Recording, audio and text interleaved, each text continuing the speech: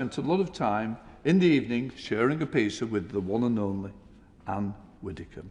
She was a friend in many ways. Politically, we may not agree, but she was, without doubt, a courageous, principled politician, and all of her flaws with family and her friends. Yeah. Order, order. We now come to questions. Secretary of State for Home Department, Lorraine Beavers. Thank you, Mr. Speaker. Kiana Dawes was pushed into taking her own life. Oh, sorry, question one. Minister. Can I associate myself and my colleagues with your remarks about Ann Widdecombe, Mr. Speaker? Ann was a minister when I was doing my politics A-level, and she has been a firm part of our political life for the last 3 decades. May she rest in peace. With permission, Mr. Speaker, I will answer questions 1 and 2 together. We are rolling out domestic abuse protection orders across England and Wales and have trebled the number of forces with domestic abuse specialists in control rooms under Raneem's law. We have established the National Centre for Violence Against Women and Girls and Public Protection to transform the response to VAUG. Thank you, Mr. Speaker. Kiana Dawes was pushed into taking her own life by her abusive partner. Before she died, she said that he had killed her.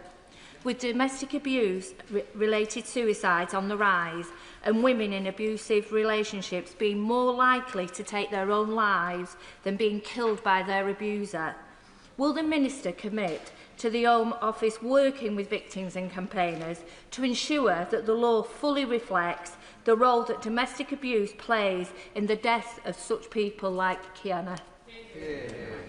Minister. Can I thank my honourable friend for raising such an important issue? And the answer, of course, is yes. We are funding research with all police forces to better capture information and inform our response. The Law Commission is reviewing homicide law, including the use of manslaughter offences where abuse may have driven someone to suicide. I know that the former Minister, the member for Birmingham Yardley, was working hard on this, and I know that the new Minister will be too. Jonathan Davis. Thank you very much, Mr. Speaker. 1 in 5 people experience domestic violence in their lifetimes, and this equates to around 1 in 4 women and 1 in 6 or 7 men. But it is thought that only 20% of this is reported, and it is also thought that the significant underreporting in terms of the domestic violence experienced by men due to social stigma. So what steps is the department taking to understand the scale of this problem and to drive action? My honourable friend's right to raise this issue. Too many victims, including men, do not feel able to report domestic abuse, and we must change that. We recognise that there are additional barriers that male victims face, and that has been set out in a dedicated explanatory note alongside the VAUG strategy, and the Home Office funds the Men's Advice Line to help male victims access support. Mr. Speaker. Intimate image abuse is increasingly being used to threaten, control and exploit women and girls after relationships break down. Yet police have no power to require the deletion of those images if they were obtained consensually. What steps is the Minister taking to close that gap and better protect victims? The Honourable Lady is right to raise that, and we are working hard on that. As she knows, there is a huge amount of work going on in terms of the law that has just been passed, the Police and Crime Act, and the Violence Against Women and Girls strategy. Of course, we will continue to do everything we can. John Mill. Thank you, Mr. Speaker. One of my Horsham constituents, a victim of abuse, has seen her abuser let off with a suspended sentence after the case took too long to go to trial. She now has to live with a debilitating illness caused by her abuse, while her abuser gets to carry on with his life. Court delays are of course bad in any case, but for victims of abuse, there can be an extra hardship. So does the Minister think that we need to think of some special provision for such cases? The Honourable Gentleman's right to raise the issue of court delays, and we have a whole strategy led through the Ministry of Justice to make sure we speed up those court cases, and he's right to highlight the particular impact of those. We are ramping up the support that we give to victims and making sure we are helping people, trying to give them information about what is happening, even when there are delays, and of course we'll listen to his question very carefully. Dr. Zubia Hammer. Please, Mr Speaker. Thank you, Mr Speaker. Before I answer this, may I briefly say what is on the minds of many in this House and pay tribute to Ann Widdecombe, a true public servant, and I will shortly make a statement about Ann and the ongoing police investigation. In relation to question number 3, Mr Speaker, this government committed to end the use of asylum hotels, this Parliament, and we are on track to deliver just that. We have brought the number of hotels down from 213 in July 2024 to fewer than 117 today, meaning 1 in 5 hotels open at the election are closed now, and we continue to move people into more basic accommodation, speed up caseworking and remove record numbers of people from this country. Mr Speaker, can I commend my right honourable friend for the way she's gone about reducing the amount of hotel use in this country after the shocking legacy that was left behind by 14 years of the last government. She will know these hotels have become a source, unfortunately, of right-wing intimidation, violence and community cohesion and tension. Can she reassure me in Scotland in particular that as families are moved out of these hotels, that the accommodation they are put in is not only appropriate for them, but also appropriate for the communities in which they are housed? I thank my honourable friend for his question. Let me reassure him we work closely with local authorities, accommodation providers and safeguarding partners to ensure that families and vulnerable individuals receive the support that they need throughout any move, and that is true across the whole of the UK. We do understand that hotels themselves can impact community tensions, and whilst people have a right to protest peacefully, nobody has the right to intimidate communities or vulnerable families. Thank you, Mr Speaker. And just building on the last question, RAF Linton on Ouse, where 1,500, up to 1,500 asylum seekers may be put, will be open gates. And it's a village of 600 adults, and close to that is a primary school. So may I ask the Home Secretary, in light of the comments about community cohesion not being in schools nursery, will she now rule out RAF Linton on Ouse as an inappropriate site because of the proximity of the primary school?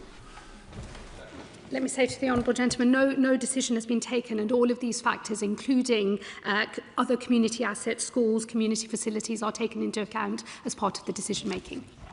Thank you, Mr Speaker. The government and I inherited 3 asylum hotels in Bournemouth, and I know that the Minister is working through a complicated process to close the hotels in Bournemouth. I have asked on the 5th of January, the 9th of February, the 9th of March, the 8th of June, and today, whether the government have positive news about the closure of any of the asylum hotels in Bournemouth. Can the Minister give an update, please? Home Secretary. Let me thank my honourable friend for the tremendous campaigning that he has done in this House on behalf of his constituents, and let me say to him there may be further good news to come, but this government has a commitment to get out of all asylum hotels by the end of the Parliament, and we are on track to do that. Sir Julian Lewis. Thank you, Mr Speaker, and can I thank the Home Secretary for what she said about Anne, whom I first met over 50 years ago, and she was as formidable as an undergraduate as she later became in later life as a mature politician. I believe that nobody other than the present Home Secretary on the Labour benches could do more to tackle the asylum problem than she is doing. But having said that, this strategy of moving people out of hotels and into camps or dispersing them can only ever work if other people are not coming in constantly to replace them. So what plans does she have for truly deterring people so that they know that if they embark on a small boat, they will physically not be allowed to melt into British society in the future? Well, I thank the honourable gentleman for his question. He's right that in order to deal with this problem effectively, we do also need to reduce the inflow of people coming across the channel. He will know we're debating a bill later today with measures designed to do just that, as well as the wider policy changes that I have announced since I have been Home Secretary, designed to change the calculation of those who are in the north of France looking to get on a boat to come to this country that way. I think he is signalling, of course, the Conservative Party's previous policy of the Rwanda scheme, which he will know we disagree with that as a deterrent, but we are working on all and every other measure in order to deter those people from making those journeys in the first place. Spokesperson Max Wilkinson. Thank you, Mr Speaker. The NAO reported last year that the cost of asylum accommodation contracts had more than tripled from under 5 billion to more than 15 billion. Clearly, they're bad value for money, they're bad for communities, and they're bad for the asylum seekers themselves. The member for Makerfield has stated his ambition to activate the break clause. in these contracts. Given that he's set to become Prime Minister next week, is the Home Secretary planning to rip up the agreements? Well, those are contracts that we inherited, and they will be retendered under this government to ensure that we drive value for money across those contracts. He will know, of course, the cost of asylum accommodation has come down, asylum accommodation and support has come down by over £1 billion since this government came to office, and we will continue to make progress on that. James McCleary. Question number 4, Mr. Speaker. Home Secretary. Thank you, Mr. Speaker. We have made the landmark commitment to halve the levels of violence against women and girls in a decade, and already we are taking action. We will prevent children from taking, sharing and viewing nude imagery on their smartphones and tablets. We have invested £53 million to tackle the highest harm perpetrators, and we've protected over 1,000 victims through domestic abuse and protection orders. Our ambition is clear, and there is much more work to be done. James McCleary. Speaker, Sussex is in the grip of a crisis of violence against women and girls. In the county, only 3% of reported rape cases ever make it to trial. And for the few that ever get their day in court after distressing delays, just 53% see a conviction, which is 10% below the national average. It's therefore no surprise that so many women in the county have so little faith their abusers will ever see justice. Operation Soteria was launched in 2021 to overhaul how rape and other serious sexual offences are investigated and prosecuted, yet there appears to be little progress in Sussex. So can the Secretary of State update the House on the progress of Operation Soteria and set out what action she is taking to improve the investigation and prosecution of rape cases in Sussex? Thank you. Well, let me say firstly to the Honourable Gentleman that I do recognise that rape and sexual offences can have a devastating impact on victims, as can the process leading up to an investigation and hopefully a charge, and those rates are far too low. I'm happy to arrange a meeting for him with the Policing Minister to talk about the specific issues in Sussex, but all forces are implementing Operation Soteria, which is designed to support officers and prosecutors build the strongest case through tools, training and guidance. And I have, of course, also asked all forces across the whole of the country to implement specialist rape and sexual offences teams by the end of this Parliament. Right. Thank you, Mr. Speaker. I've had a number of cases in my constituency where male perpetrators of domestic abuse use their partner's immigration status as a tool to control and abuse them. So women feel unable to report crimes of any kind because they're worried about their own immigration status. So could the Minister, the Home Secretary, outline what the Home Office are doing to protect women from this form of abuse? Here.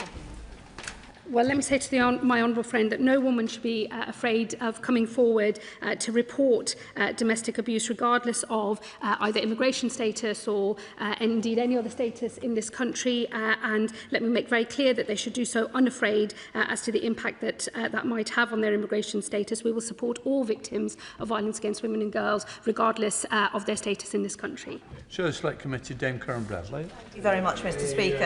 And can I associate myself with your and the Home Secretary's comments about Ann Widdecombe? She was a formidable human being and somebody that we all are thinking about very much at this time. Now, this week, in light of that news, the safety of politicians is something that we should all consider. And the Home Secretary may be aware of the situation of District Councillor in Staffordshire Moorland, Councillor Jill Salt, who has been the victim of sexualised AI images. Now, I don't agree with Councillor Salt on many things, but on this I stand in total solidarity with her. So will she join me in condemning the comments of Reform Councillor Dave Poole, who said that Councillor Salt needed to grow bigger balls in order to do the job? Let me say to the Honourable Lady, I think that those comments are a disgrace and that I would hope all members across this House, regardless of their party political persuasion, would take a unified stance on all instances of either violence against women and girls, threats, abuse, the creation of explicit sexual images, and indeed those that break the law as well. And let me say that message clearly from this dispatch box, and I hope it's one shared across the House. Christopher Vince. Thank you, Mr. Speaker. A report by the National Audit Office in January 2025 said that there was a lack of buy-in by other departments when it came to previous violence against women and girls strategy. We know that if we're going to tackle violence against women in my constituency of Harlow, but across the UK, we need to ensure that this is a cross-party work and that departments don't work in silos. So what is the Home Secretary doing to ensure that is the case? Well, let me assure my honourable friend this is a cross-government strategy, cross-government commitment. It has been led by the Prime Minister himself directly, who has got government departments together to knock heads together and to make sure that everybody is equally committed. I'm sure that won't change regardless of what may happen in the very near future. Let me assure him this remains a cross-government strategy, and I hope that it is one that does have support across parties as well. Shadow Minister Katie Lamb. Thank you, Mr. Speaker. And I would like, if I may, just to echo your tribute to a predecessor of mine, Ann Widdecombe. She was an exceptionally effective Member of Parliament, has been a really tough act to follow, and is very fondly remembered in the Weald. On behalf of those of my constituents she served for decades, a role she fulfilled with outstanding dedication, I'd just like to say thank you. Last week, I met a group of victims and survivors of the most appalling sexual violence, like Angela. It's not her real name, but Angela was first raped by her stepfather at the age of 8. He then sold her to men for sex to pay off his gambling debts. He was sentenced to just 10 years in prison, and now, having served only 6, is being let out early by the government. My question to the Home Secretary is one that those women were asking. Why did they endure the years of pain and danger it took to have their abusers put in prison, only for this government to let them out again after such a short time? Well, let me say to the Honourable Lady, of course I recognise the strength, feeling and the experiences of all of these victims and survivors of the most appalling abuse. And I'm pleased that in this case that justice was sought through the criminal justice system. Too often many victims don't come forward at all. She will know that what the Justice Department are focusing on is to make sure that we do not run out of prison places in this country. Over the last 14 years of the Conservative government, only 500 places were added to the whole of the prison estate. And it's a crisis that I, in fact, directly inherited when I came into government, and I do know how precarious the number of prison places in this country has been. And I hope she will agree that for all victims and survivors, the most important thing is to make sure that we never run out of prison places in this country again. James Aston. Number 5, please, Mr. Speaker. Home Secretary. Thank you, Mr. Speaker. With your permission, I will group this question with questions 7, 9, 15, 20 and 22. Last year saw over 3,000 illegitimate premises raided and nearly 1,000 arrests. I have provided £30 million of additional funding over the next 3 years to go even further, and as a result, thousands more businesses will be raided, hundreds will be arrested, and millions in cash will be seized as part of a permanent national crackdown. James Hudson. Thank you, Mr. Speaker. High street crime and shoplifting remains a key concern for my constituents who have seen some pretty awful examples. My local police have had some successes, and they are running local initiatives on high streets that are starting to deliver results. Can I ask the Home Secretary, because there will be other such examples around the country run locally, can we make sure, as well as national initiatives, we are gathering together those localised ones and those local successes, bringing them together and sharing that good practice to make sure we're bringing it all together as part of an attempt to clean up our high streets?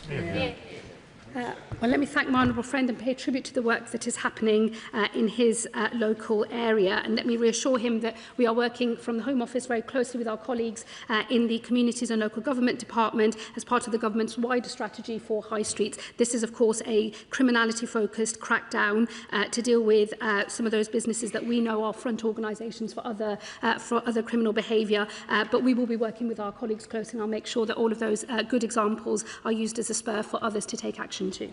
Patrick Herbert. Thank you, Mr. Speaker.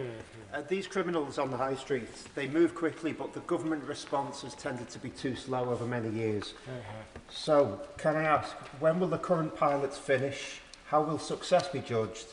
And when will every town in Britain be able to say that they benefit from what works? Well, firstly, let me say to my honourable friend, this is not a pilot. It is the real thing. I've made funding available to every force area in the country to take part in this national crackdown. And in addition, I provided enhanced funding to 3 hotspot areas where the need is greatest. But success, I would say to my honourable friend, means more shops closed, more criminals arrested and more cash seized. Mark Toman. Thank you, Mr. Speaker, and I thank the Secretary of State for her answer. Residents in my constituency of Watford are concerned about crime on the high street, whether that's theft, antisocial drinking and drug use, or violence and hate crime. Does my right honourable friend agree with me that it is only thanks to this Labour government that we are finally getting a grip and dealing with it?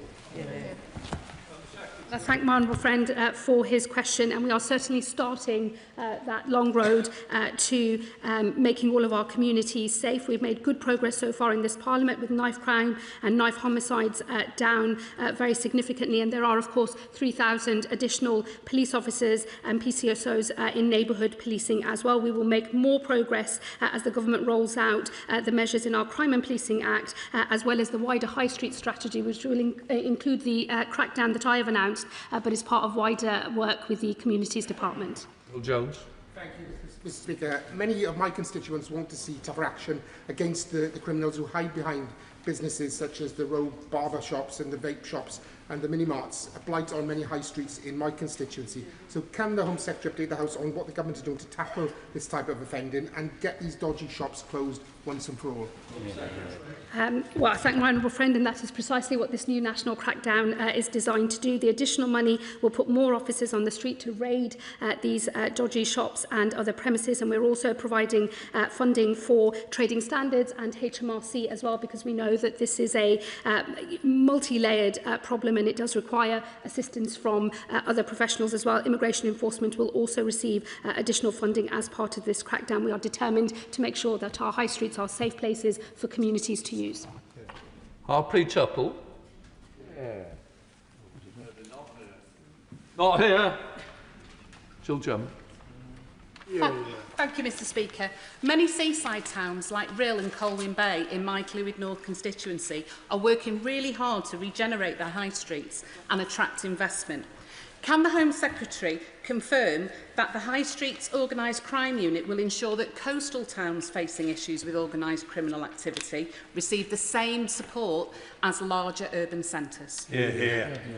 Let me very clearly offer my honourable friend that reassurance. The nationwide crackdown, which is led by the National Crime Agency, will involve enforcement activity across the country, including in coastal areas like hers. Enhanced funding is currently available for all police forces to bid for via the National Crime Agency, and I'd encourage my honourable friend to make sure her force is involved. Alberta Costa. Thank you, Mr Speaker. Why was the effectiveness of the High Streets Organised Crime Unit completely lacking when 2 weeks ago BBC journalist Sue Mitchell and her excellent team exposed the case of Mr Twana Jamal working in such a high street business right next door to my constituency office? And why has the Home Secretary and none of her ministers had the courtesy to respond to my correspondence asking for an urgent meeting on this nationally significant case involving a convicted human trafficker? Well, let me say to the honourable gentleman, I'm not aware of his correspondence, but I will chase that up when I get back to the department later this afternoon and ensure he receives an appropriate response. He will know, of course, that there is a live investigation at the moment, so I can't comment on any of the details of that, and certainly not the operational details of that, but I will make sure that he is updated in an appropriate way, given he's a local Member of Parliament. Lee Dillon. Thank you, Mr Speaker. High streets are already under pressure, as I've seen with our local fight to keep the Thatcham and Hungerford post office open, and retail crime and antisocial behaviour make that pressure worse. So can the Minister expand on how the High Streets Organised Crime Unit remit will extend to smaller market towns like Hungerford, Thatcham and Newbury, and villages like Lambourne? Well, let me assure the honourable gentleman it is a national crackdown. It is led by the National Crime Agency, and I have provided funding for all forces, regardless of the type of area that they represent, to be able to bid in order to get the enhanced activity in their areas. And I would encourage him to talk to his force about what they are doing to make sure that they get their share of that money. Sir Ashley Fox. Mr Speaker, Bridgewater High Street has many excellent independent businesses like Styles Menswear, Soda and Rye, and Elise and Louis. But there are also too many dodgy Turkish barbers and criminal enterprise selling illegal cigarettes. So will the Home Secretary outline what additional she will give Avon and Somerset Constabulary to get rid of this menace on our high streets?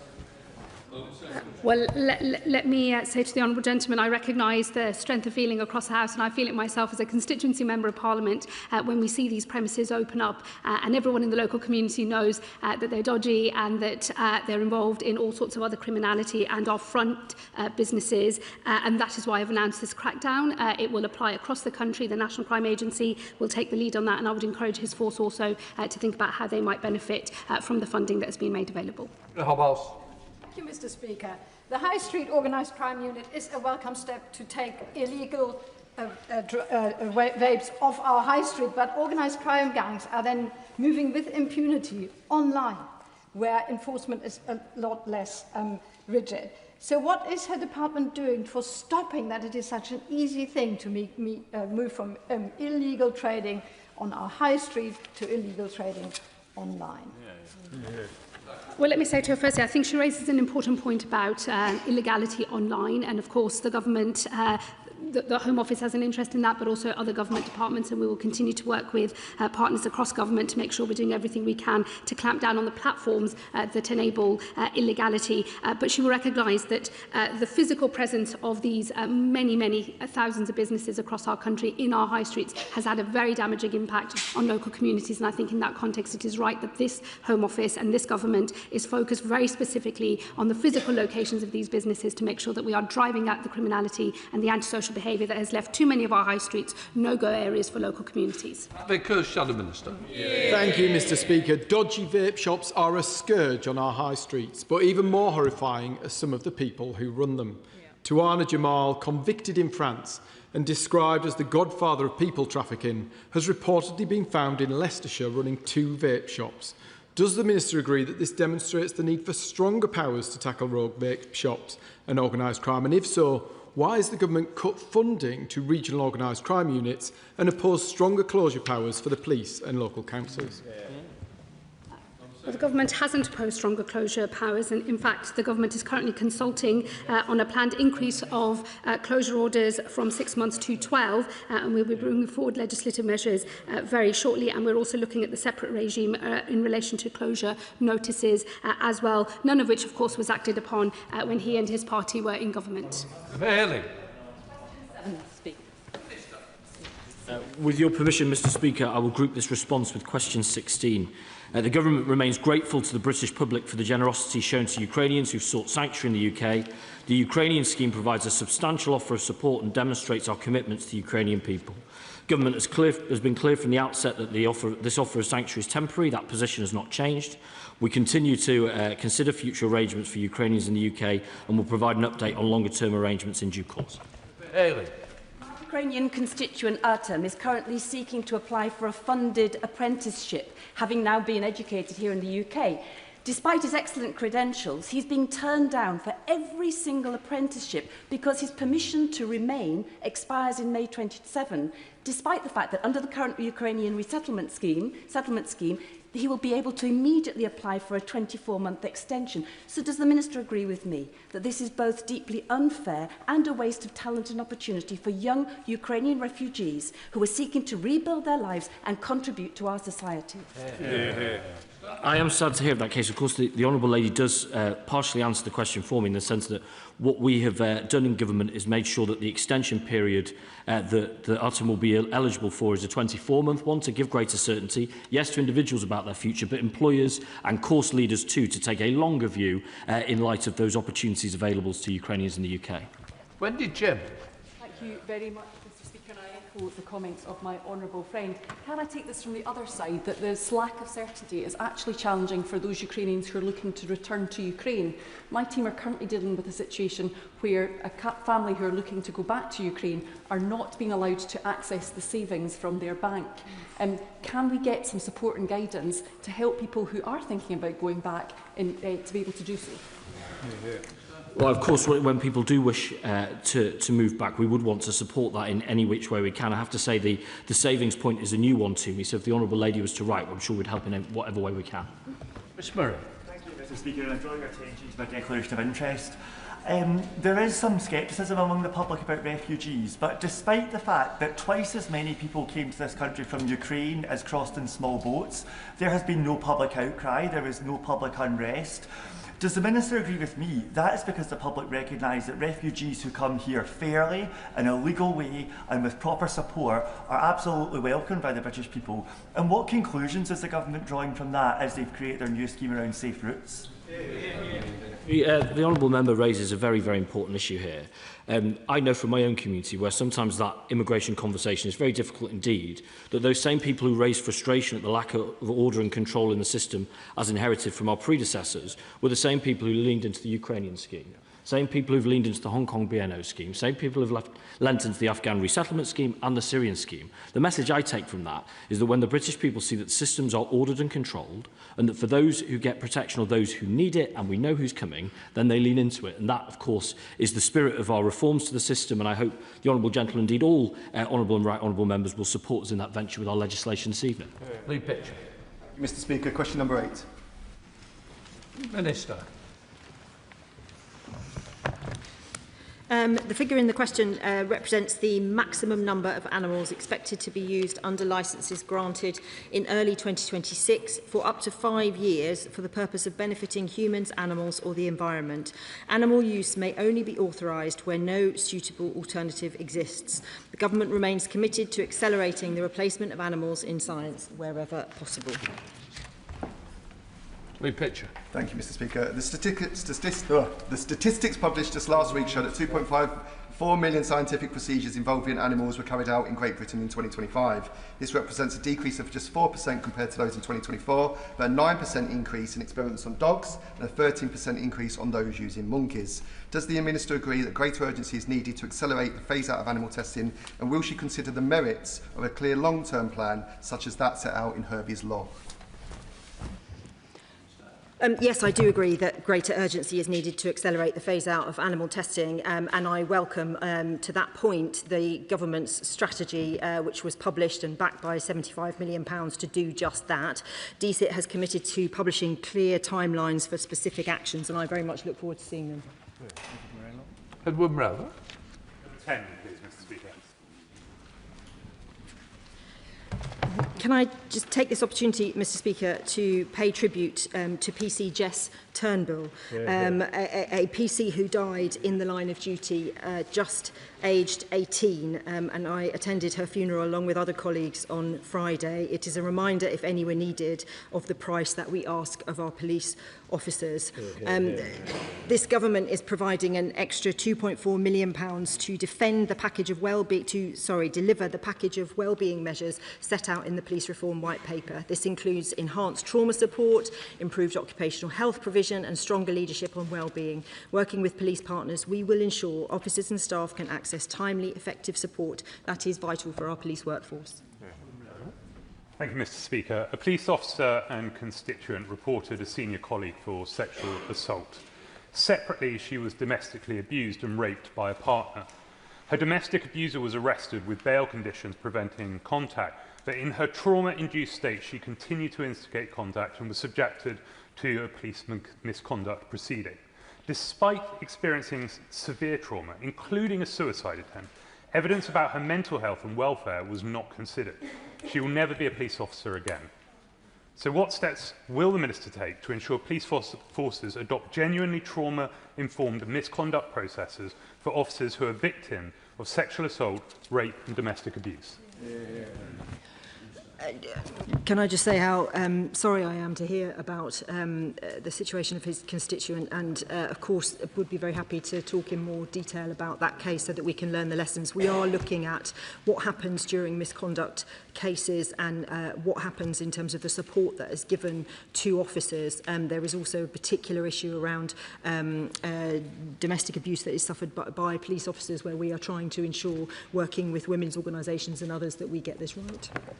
Thank you, Mr Speaker, and I thank the Police Minister for her answer to my written question confirming that the Home Office does not collect data on PTSD in police officers. I wonder if she agrees with me that either the Home Office or police forces do need to have this data so we can understand the scale of the problem and support our officers accordingly.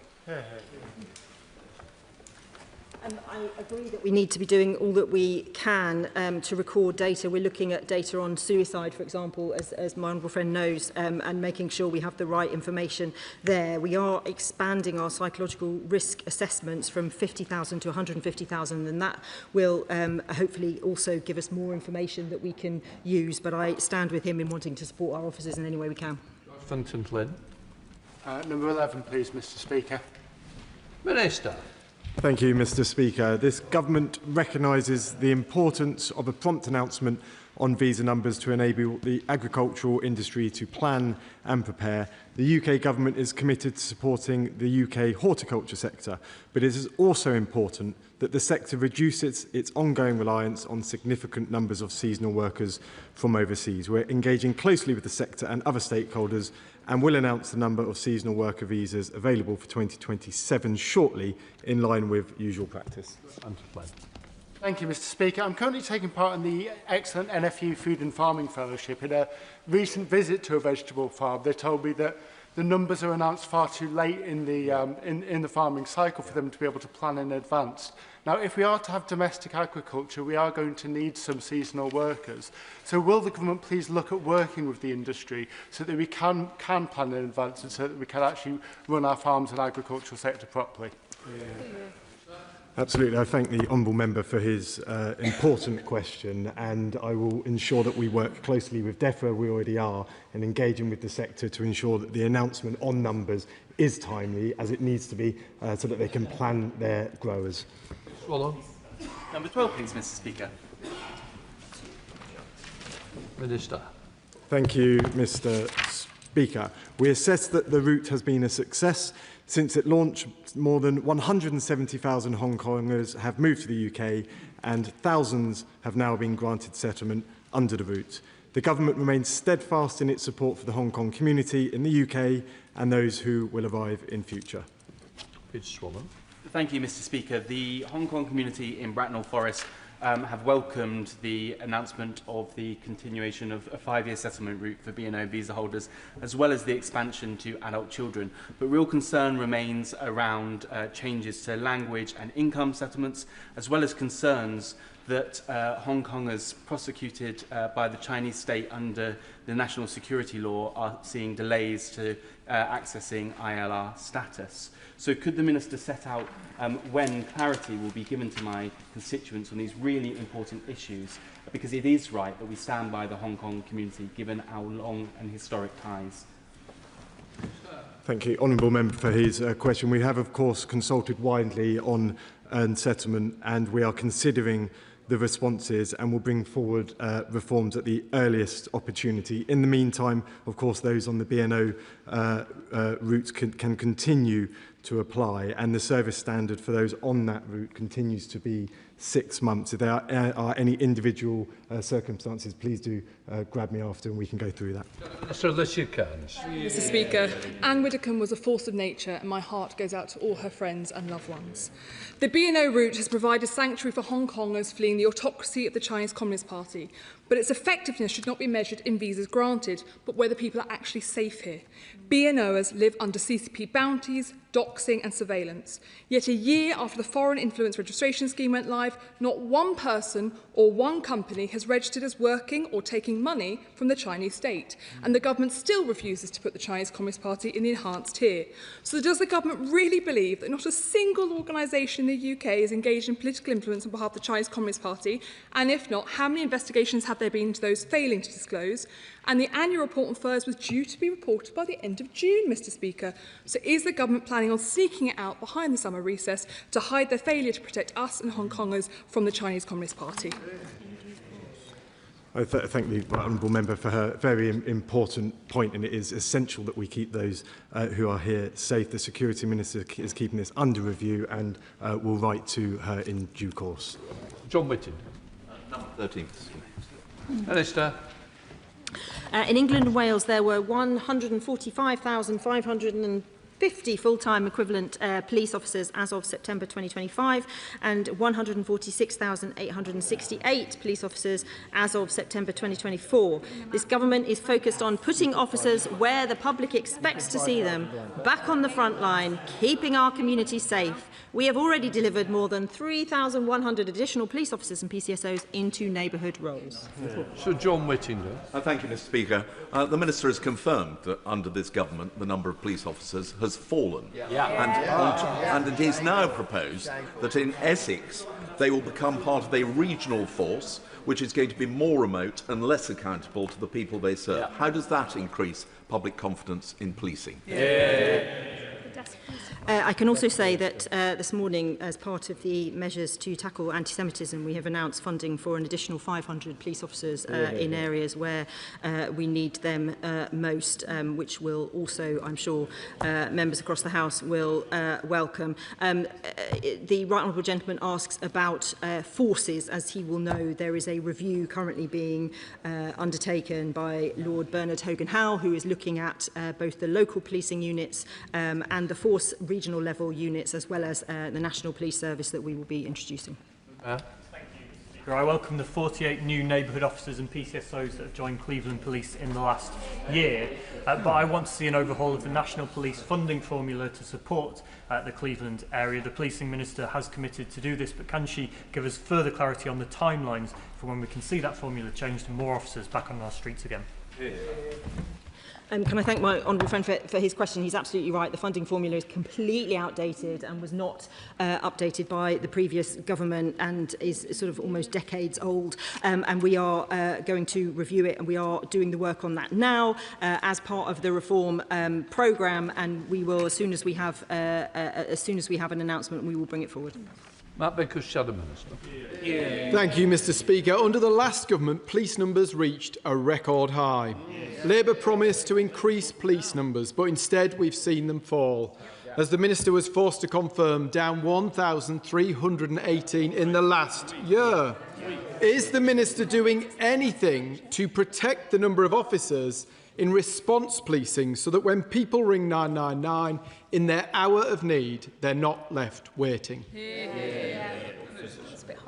As the Shadow Minister knows, and as we replay every time in this place, the previous government cut the number of police by 20,000. They then recruited 20,000 and they put 12,000 of them behind desks, which is not where the public want them to be. We have put 1,300 officers back onto our streets. We will put 13,000 of them back on our streets by the end of this Parliament. And a statistic to end this question, under the last 2 years of the previous government, shop theft rose by 60%. It has just fallen by 1%. We are turning the tide on the terrible crime that the previous government oversaw.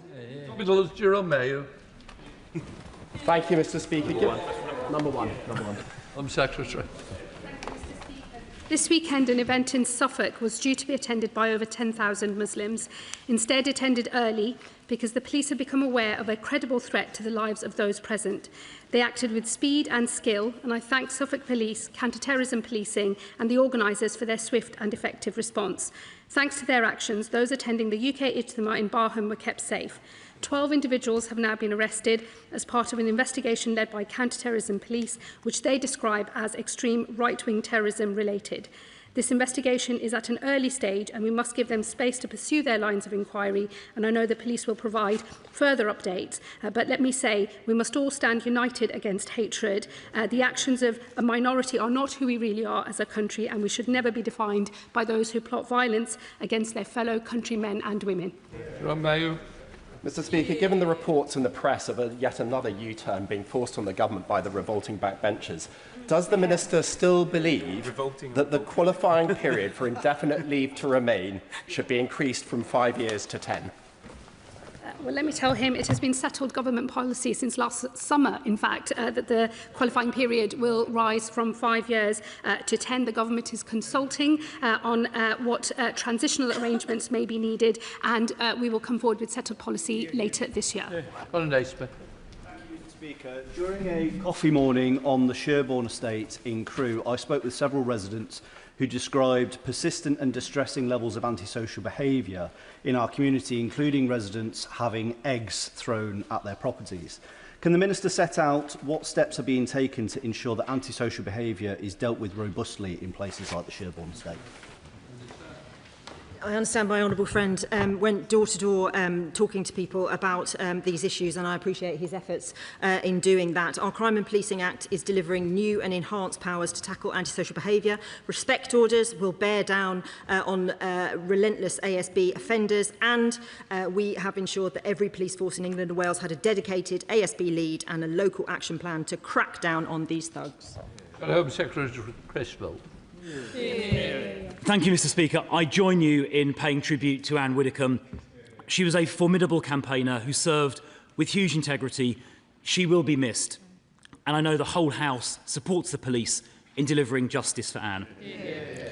Reports today suggest the Home Secretary and the new Prime Minister plan to capitulate to some of their open border MPs on the government's own ILR plans. Previously, the Home Secretary was clear. The changes will apply to those in the country already. Can she now repeat that pledge? Or is the Prime Minister doing his first U-turn before he's even entered Downing Street?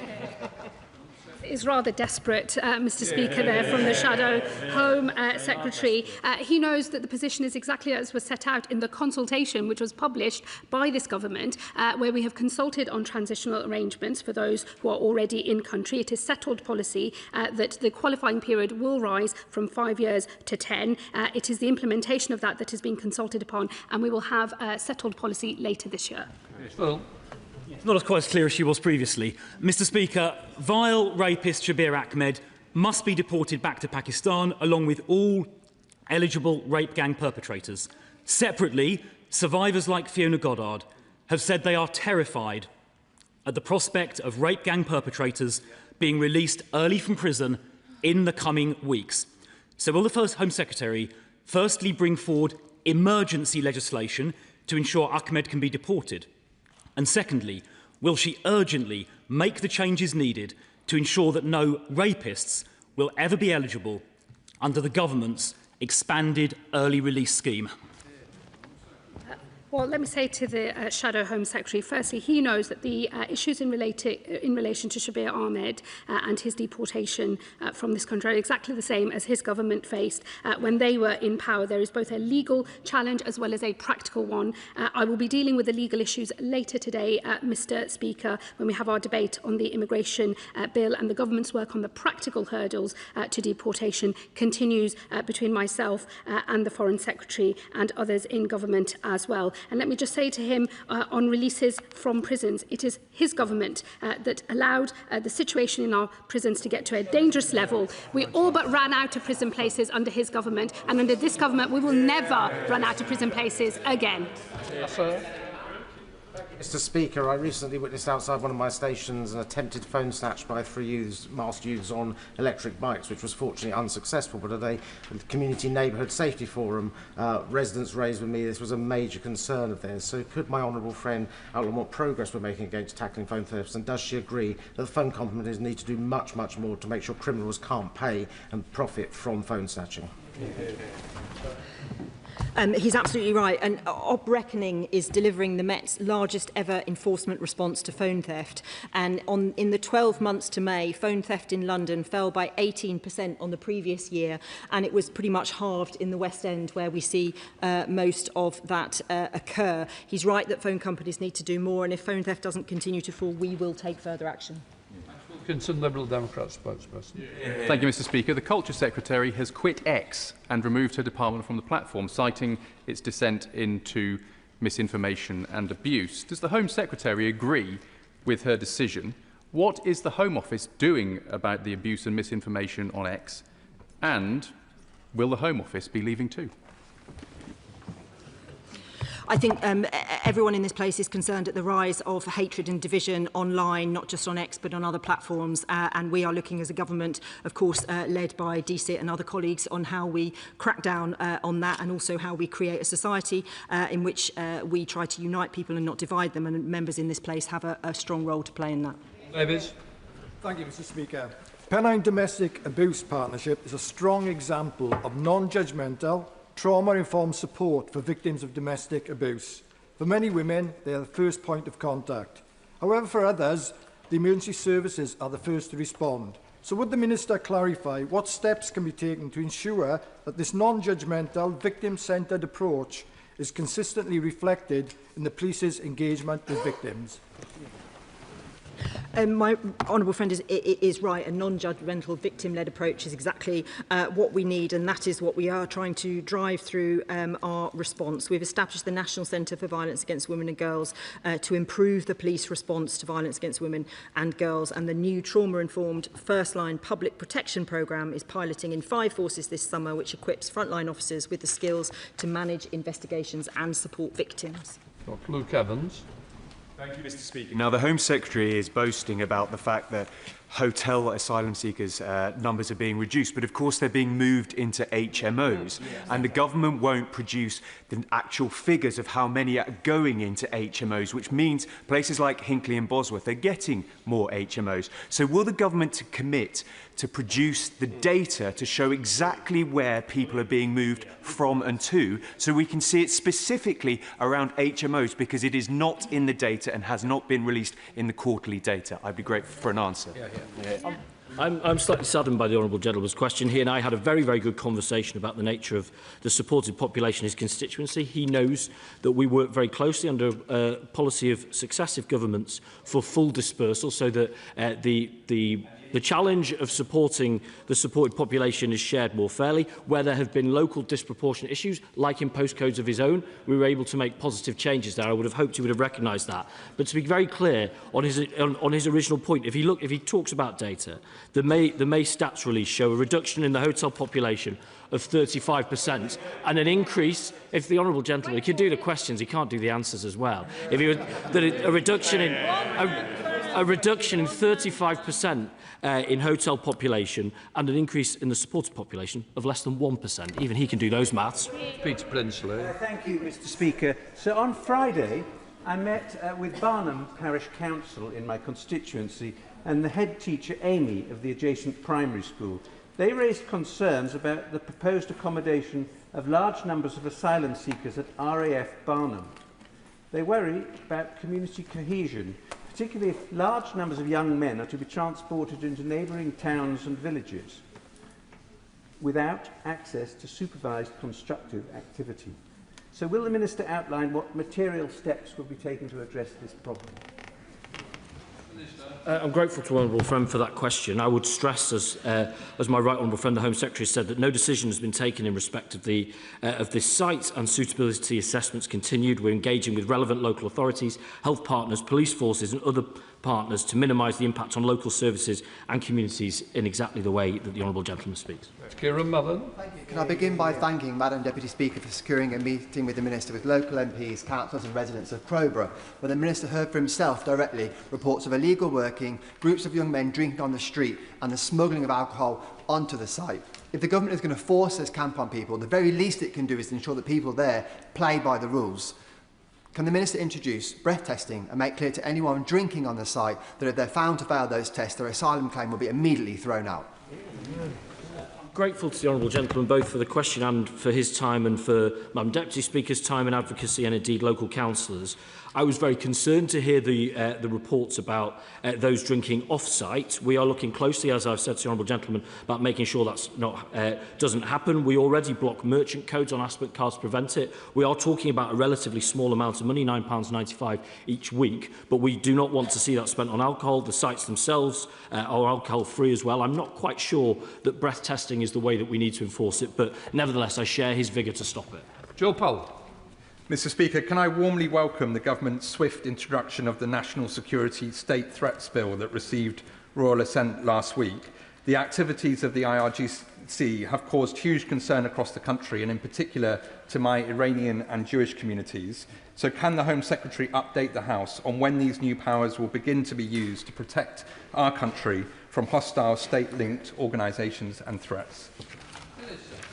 Well, thank you very much, Mr. Speaker. Today, my right honourable friend, the Home Secretary, has laid statutory instruments to designate 3 bodies engaged in foreign power threat activity under the National Security State Threats Act 2026, the Islamic movement of Companions of the Right, who have publicly claimed 7 attacks at UK locations linked to Jewish and Israeli communities and Persian language media, Iran's IRGC and Russia's GRU volunteer corps. Designation will make it an offence to support, assist or obtain benefits from any of these organisations.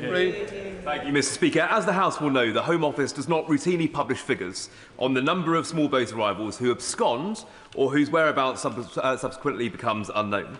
Now, given the Department holds case records that would allow this to be calculated, will the Home Secretary commit to publishing it periodically so the House can properly scrutinise the scale of the problem? Well, the honourable gentleman will know of the 70,000 people removed by this government, 41% up on our predecessor, but he mentions very good point around data. That's been the subject of our response to a recent ICIBI report. We are looking at it closely. We do want both colleagues in this House but the public at large to have the best possible data to work from so we can have the most informed conversation possible. Jonathan Hender.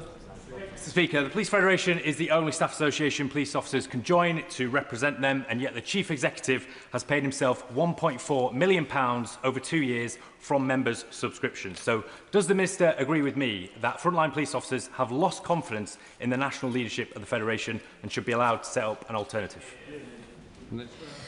As he knows, the Chief Exec is no longer in post. We are clear that the pace of change is not fast enough. We have made clear in the Police Reform White Paper that we will bring forward any reforms necessary to ensure that the interests of rank and file officers are properly, effectively and robustly represented. It is important also to say that there are good members of the Police Federation who are working across the country doing brilliant work, including those that I met in Newcastle. So we do need to tread carefully, but he's absolutely right to raise this issue. Thank you, Mr. Speaker. My constituents in Meriden and Solihull East are greatly concerned about abuse of the ECHR, including Article 8. They deem cases like the Albanian criminal who was not deported because his own son wouldn't eat foreign chicken nuggets as an insult. And the Home Office's own legislation analysis shows that abuse of the ECHR costs about £4.9 billion. I know the Home Secretary wants to reform the ECHR, but can she accept that if this runs out of road, then Britain should be allowed to forge its own way on human rights law, including leaving the ECHR? Well, the ECHR provides important protection both for ourselves and abroad. But we have been clear that we inherited a system without order and without control, and we're restoring that order and control to the system. Part of that is reform of Article 8 of the ECHR, exactly as the Honourable Gentleman says. And if he does have the vigour to support such action, he won't have to wait longer. In fact, 10 o'clock tonight, he'll have the chance to show it. Owen Perkins. Thank you very much, Mr. Speaker. Migrants who come in to work in our National Health Service and in other crucial aspects of our employment sector are tremendously welcome and should be encouraged. But I have seen cases in Chesterfield that have been surprising in terms of the number of familial applications that have accompanied the arrival of a single worker. And I just wonder whether the Secretary of State can tell us from her perspective whether she thinks that the family visa regime is working as it was intended and whether it is an area that's right for reform. I mean, I do agree with the Honourable Gentleman. He will know that we suspended family reunion, but with family roots more generally, we believe, as we set out in our white paper over a year ago, that reform is overdue of that system. We'll be introducing a new family policy that creates a fairer and more consistent framework. Chris Coglan. Thank you, Mr. Speaker. 3 years ago, my 22-year-old constituent, Hannah Byrne, whose family is here, died on the first night of her holiday in Corfu. 2 British women left the scene without ever being interviewed by police. We know the Greek authorities have submitted 2 requests to the Home Office for mutual legal assistance, but the family know little else. Will the Minister meet with me and the family to help them get the closure and answers that they so desperately need? And thank you, Mr. Speaker. Firstly, I'd like to extend my sincere condolences to the family following the tragic death of Hannah. But you'll appreciate that in line with legal confidentiality obligations, I can neither confirm nor deny whether a request for mutual legal assistance has been made or received. And it would be inappropriate for me to comment on an investigation in another jurisdiction. I am happy to meet the Honourable Gentleman if that's what he wishes. David Smith. Mr. 2 months ago, my constituent and farmer Ian McKee was subjected to a burglary in which his workshop was broken into and a quad bike was stolen.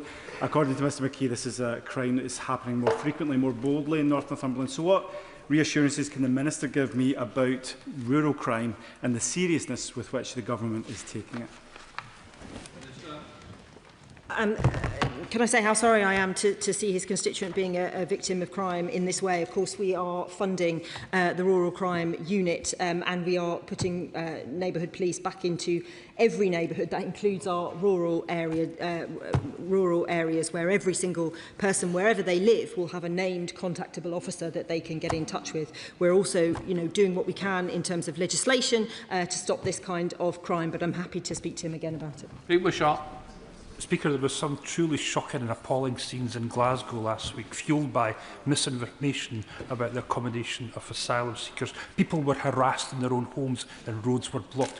When will they finally take on the spread of misinformation? And will they finally recognise the real threat posed by the right wing who are ready to take advantage and exploit these situations? I mean, we recognise that threat. We monitor hundreds of protests a year. In a democracy, people have to be able to make their case, but that should never tip into harassment, abuse, or the kind of type of disruption that the honourable gentleman talks about. Our job is firstly to fix the system, and I hope he will support us tonight in this venture, but we are very clear we will not accept harassment, intimidation, or any other type of prejudice. Bruce Webb. Mr Speaker, over the last 2 years I've led the charge to ask for our Asylum Hotel to be closed. Last week the final family and individuals left the hotel. Thousands have joined me in calling on Britannia to finally refurbish the Metropole Hotel, which is a massive eyesore on our Golden Mile. So will the Minister join me and thousands of residents in Blackpool calling on Britannia to put the hand in the pocket and finally restore this golden crown jewel on our seafront? Well, Mr Speaker, like many honourable and right honourable members, I've got very, very fond memories, childhood and adulthood, of Blackpool. And I'm glad to see the Metropole being back on the journey to its proper purpose, because I know that it's a crucial part of the Golden Mile. I'm not sure it's within my ministerial remit to direct refurbishments of hotels. Nevertheless, I want it to be the best possible asset for his community, and I've offered to come with him to help promote the local economy in order to ensure that it is. I thank the Home Secretary and welcome the government's decision to move to prescribe the IRGC. Many of us campaigned for this and in fact were sanctioned by Iran for doing so. Far too many of our previous Prime Ministers and Foreign Secretaries bought the fallacious argument that this was going to prevent diplomatic relations with Iran. Now the Home Secretary has chosen to do this. How will she enforce this so we quickly stamp out all the activities of this terrible organisation from our country and ensure it never takes root again? I'd say to the honourable gentleman, thank him for his contribution. I would just say that the government has passed new legislation in order to allow for the designation of the organisations that my honourable friend referenced earlier today, and that includes the IRGC. The designation tool means that they are now brought within the context of the National Security Act, and I do expect that when our laws are broken, prosecutions will follow. He knows that we've had some success with National Security Act investigations. I expect that to continue. Thank you, Mr. Speaker. The scampi catching sector in Northern Ireland is currently reliant on foreign seasonal workers. In order to stay afloat, the sector needs around 66 visas, valid for just 7 months of the year. Will the Minister consider extending the seasonal worker visa route to the nephrops industry, giving the catching sector the certainty it needs and protecting processing jobs at Whitby Seafoods in my constituency? Thank Honourable Friend for her important question. I work closely with DEFRA and many sectors in agriculture to ensure that they can operate if they need that access to foreign workers. Of course, we are looking to reduce that, and I'm happy to meet and talk more about this specific scampi, which I love, after this. Thank you. John. Can I thank the Asylum Minister for his professional courtesy in calling me on Friday to say that the asylum dispersal plans for Stoke Heath in my constituency have now been scrapped, and I'm very grateful for that, and it's a great relief to many residents. It was a completely inappropriate location from the get-go. But can I ask him to put on the record whether the government has any plans to put asylum seekers into Clive Barracks at Turnhill in Shropshire, currently home to the Royal Irish Regiment? Grateful for that question and the spirit the honourable gentleman offers it. And I would recognise his advocacy in helping us understand that it was the wrong thing in the wrong place. But I know, not totally different to the honourable gentleman's contribution, that now gets followed up with misinformation of people who were planning on creating division through asylum accommodation, now pointing at another site. So to be clear to him and to his constituents, we have proposed 3 new sites and the extension of time at 2 other ones. Those are decisions not finally made, but those are named sites, and those are the sites under consideration, not his. Final question, Ewan Stenbank. I welcome the Minister's explicit statement last month that he wants to see the Clarendon Hotel opened by the Conservatives closed. When any hotel closes, can my honourable friend confirm that the vast majority of those being moved out will have their accommodation needs met within existing capacity? I'm grateful for that question. I think and talk about the Clarendon Hotel a lot because we are resolute in closing that hotel. But I appreciate his constituents or others wouldn't feel much better if they thought that those bed spaces were just being provided in the immediate area instead. Goal 1 for this government is to reduce demand, and we're seeing positive trends in this space. That's allowing us to close hotels and allow us to close more. So exactly in that spirit, not merely by displacement into dispersed accommodation. As I said earlier, a decrease in 35%, Mr Speaker, in hotel accommodation, an increase in dispersed accommodation of less than 1%. Excellent. Let the front bench change over.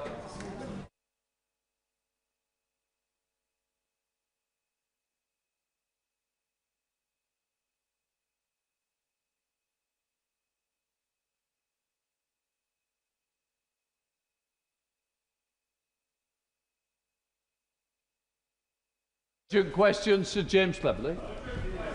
Thank you, Mr Speaker. To ask the Secretary of State for Housing, Communities and Local Government if he will make a statement about local government reorganisation.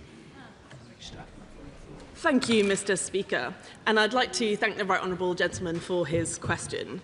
Nearly 21 million people in our country are served by complex 2-tier structures that divide responsibilities, slow down decisions, duplicate costs and blur accountability. Sure. The government's aim on local government reorganisation is clearer structures, stronger councils, quicker decisions, more homes and better services. We have set out the timetable. We are on track, and this includes making announcements on the remaining areas this week. My officials have written to councils to confirm the announcement will take place this week, and I am pleased at the progress made so far, with unitary councils for 5 areas announced and elections held in Surrey. Structural changes orders are being brought forward as planned, and we are on track for new councils to go live in April 2028. £63 million worth of funding is available to support transition costs, which we are paying directly to councils. Each new council will receive at least £900,000. This is the first time funding has been made available by central government for this purpose, because we need to get these reforms right. Local government reorganisation offers an opportunity for our communities to give local leaders the funding, powers and capacity to grow economies, build the homes their communities need, create better public services, improving the lives of the people we serve. And I thank the right honourable gentleman for the opportunity to set that out. Sir James. Thank you, Mr Speaker. We've all watched this particular film before. The Secretary of State, who once again scurries away to avoid scrutiny, tried to cancel local elections. And he was caught putting his thumb on the scales and was forced into an embarrassing climb down that cost time, it cost money, and it undermined confidence in politics and local government. And he's setting about the biggest reorganisation of local government in more than half a century, and is doing so with no mandate for a change of this scale. And now ministers appear to be desperate to avoid scrutiny by announcing these decisions on the final day of sitting before the House rises for summer recess, a pattern that we have seen before. And the minister insists that these new shadow authorities, the elections for shadow authorities will take place next year. But we also heard that the elections for county mayors was going to happen in May of this year. And spoiler alert, Mr Speaker, they didn't happen. They didn't happen. In many areas, there is still no agreed authority boundaries, no ward boundaries, no legislative timetable. How are councils, candidates and electors supposed to prepare for elections without these key details?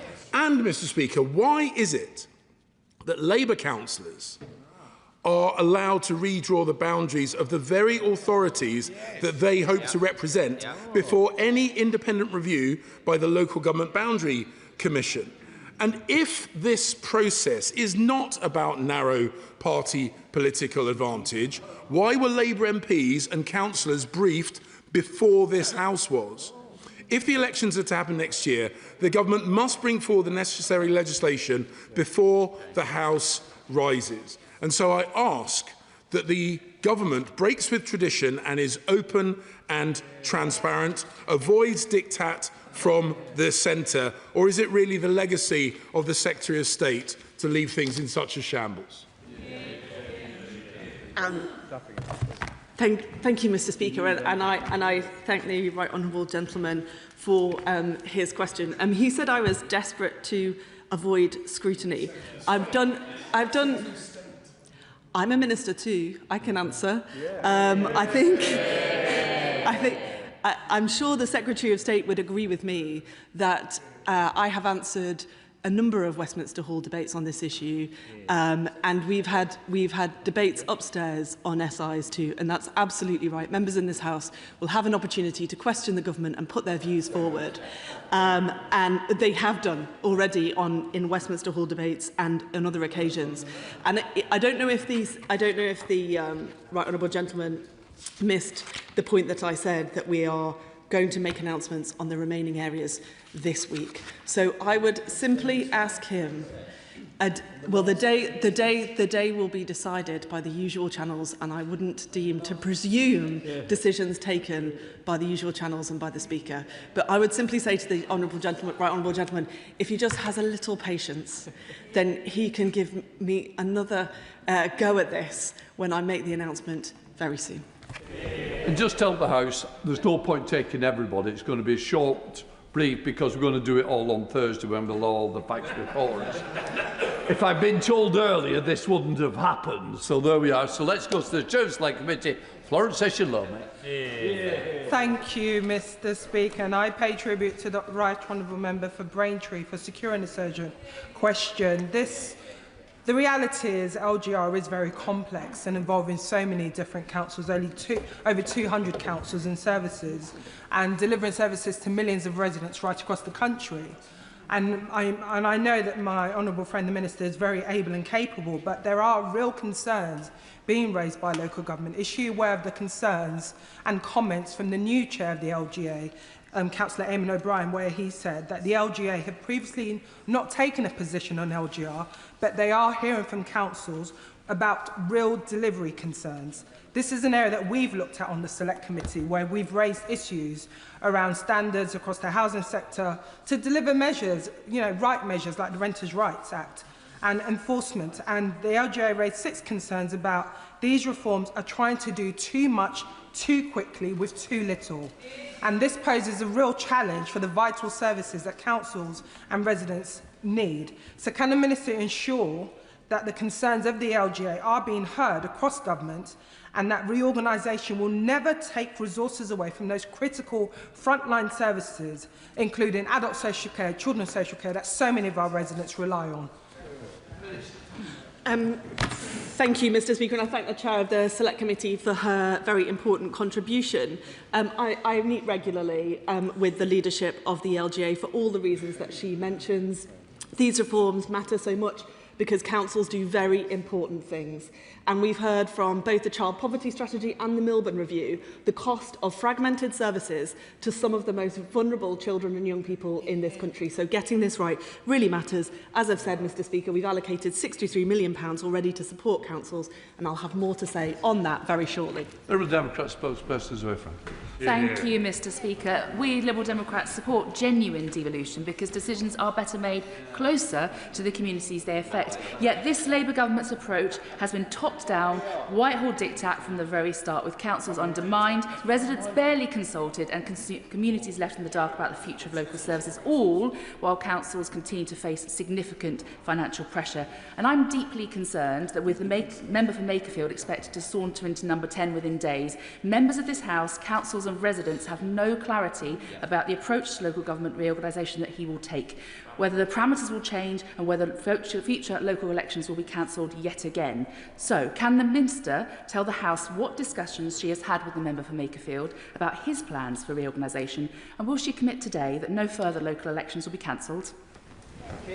Thank you, Mr. Speaker. I think the Liberal Democrat spokesperson asked me what conversations I've had with the member for Makerfield.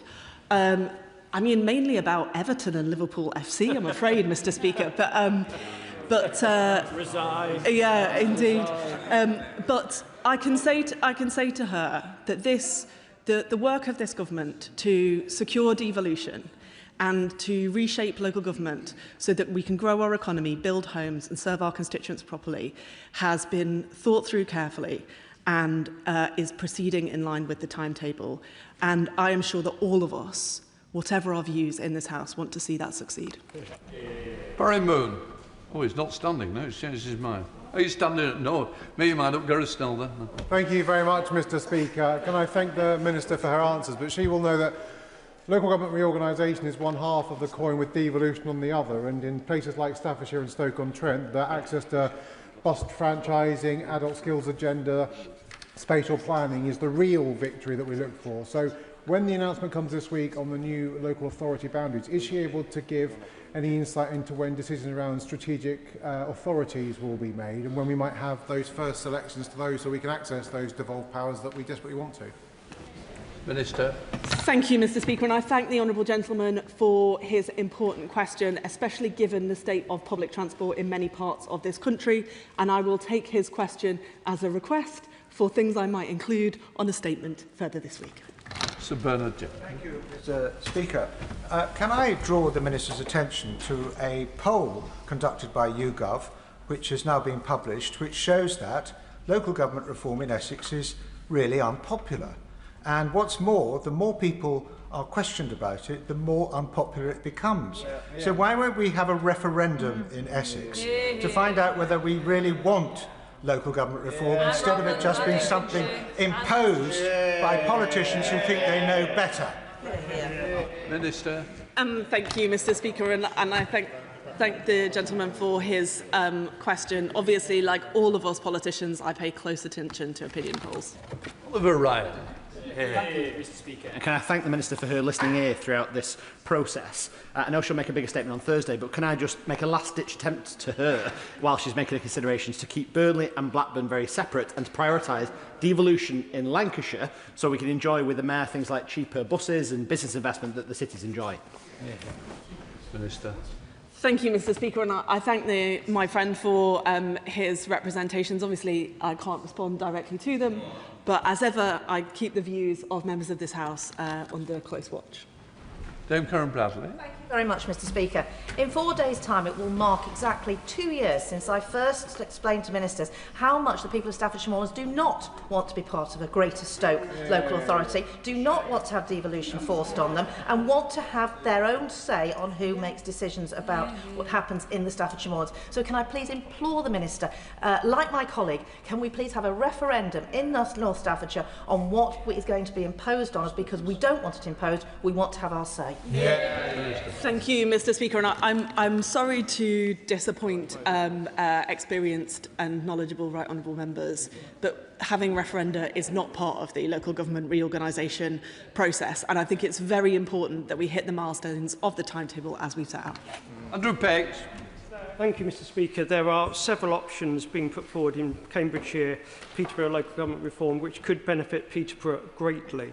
Could I ask the Minister to reassure us that we will get the announcement sooner rather than later, whatever the announcement is, so we can prepare? But can I also ask the Minister, did she hear the comments from the member opposite who said that Labour MPs have been briefed in advance about this, about the details of what's to come? Can I put on record, Mr Speaker, this allegation has been made against me? I have not been briefed, no information has been leaked to me, and it is a scurrilous rumour. Can I ask the Minister to put on the record that no MPs anywhere know the outcome of this result yet? We don't accuse you of protesting too much, though, Minister. Thank you, Mr Speaker. I think it's fair to say that I am chomping at the bit to try and make this statement, and I thank you for your support in helping us do that. And I think the honourable gentleman has made his point clear there. Just to be clear for the record, I think there's been a lot of accusation that people have been briefed. I can assure that I know of no briefing, including myself, which I was hoping I would have had. Daisy Cooper. Thank you, Mr Speaker. The Liberal Democrat administration at Hertfordshire County Council has made huge strides forward in improving special educational needs and disabilities. And we were delighted when the government lifted the improvement notice which had been imposed when the Conservatives were running Hertfordshire County Council. But just as families are starting to feel the benefit, we're really worried that local government reorganisation could disrupt the delivery of both SEND and social care. So can the Minister say a word or two about what support will be given to make sure that those essential services that support the most vulnerable people will not be disrupted by local government reorganisation? Thank you, Mr Speaker, and I'd like to thank the Honourable Lady for her important and serious point. I've been working very, very closely with my colleagues in DFE on this. We've got a big change process underway. I'd be happy to speak to her about it further. Rachel Taylor. Mr Speaker, and I really welcome the Minister's reassurance that an announcement will be made this week. There's been 2 proposals put forward for reorganisation in Warwickshire, and I, like my honourable friend, would also like to put on record my support for the 2 Warwickshire proposal, because it most accurately reflects how people consider services. But could she also say that the only people who seem to support the one Warwickshire solution are the Reform administration in Warwickshire that have failed to improve services on potholes, on buses, on SEND or on children's services. And therefore the people in my constituency of North Warwickshire and Bedworth will really welcome elections taking place in accordance with the schedule. Thank you, Mr Speaker, and I thank my friend for her contribution. She will understand that until we've made the announcement, there's little I can do to respond to the point that she has made. But I would just say, councils deliver very important public services. That's why we're introducing the local outcomes framework, so that we can see transparently what councils deliver and what they don't. Lewis Coffey. Thank you, Mr Speaker. The Minister and I have had many exchanges on this topic, and I know she knows that I'm focusing on securing the best outcome for my constituents in Broxbourne. And we know that reorganisation in Hertfordshire is coming, but the uncertainty is not helping my residents or local councils.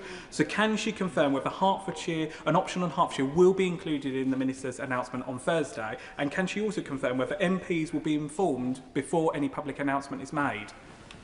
Minister. Thank you, Mr Speaker, and I thank the honourable gentleman for the many exchanges that we have had, and I know that he just wants the best for his constituents, as we all do. Perhaps it might help the House, Mr Speaker, just to explain that the process that we go through is to provide members of Parliament in affected areas with a short briefing before the announcement is made. That's done for all members of Parliament. That's how the process has happened to date, and that will be my anticipation as and when I am able to make the statement, and then we'll be able to talk more openly once that decision is in the public domain. Well, go. Thank you, Mr Speaker. Does the Minister believe, as I do, that if this is done correctly, this has the opportunity not just to reshape local government so that it's fit for the 21st century, but also can help us secure much-needed economic growth? Minister. Thank you, Mr Speaker, and I'd like to thank my friend for Banbury for that really, really important point. This is not just about constitutional niceties or the importance of councils, crucial though they are, to government in this country. This is also about having the right size of authority to grow our towns and cities and to give young people and everybody in this country the opportunities they deserve. Richard Tice. Thank you, Mr Speaker. In a week's time, we will have a new unelected Prime Minister, the Member of Parliament for Makerfield. Can the Minister confirm whether this honourable member, whether he supports this local government reorganisation, or is he going to reorganise the reorganisation? Thank you, Mr Speaker. Last time I checked, the MP for Makerfield had in fact been elected. Adam Jogi. much, Mr. Speaker. The Minister will know the strength of feeling in Newcastle and Lyme in support of a Newcastle-only unitary. Can I ask her to confirm that members of this House have not been told about any proposed boundaries or confirmed plans? It beggars belief that apparently some members of the LJ have been notified of some confirmed proposals before this House. And what steps will the Minister take to ensure that local identity, civic heritage and a sense of community will be protected? And in my view, we should support local communities like mine to establish town councils to do just that. Thank you, Mr. Speaker, and I thank my friend for his question. I've set out the process by which this House will be updated on the decisions, but if the honourable member has evidence of anything else that he's concerned about, he may well write to me if he wants to share that information directly. Harriet Bowen. Thank you very much, Mr. Speaker. In recent weeks in West Worcestershire, I've met with local police, and the Police and Crime Commissioner is being abolished and they're being reorganised. I've met with the local health commissioners, they're being reorganised, and Health Watch is being abolished.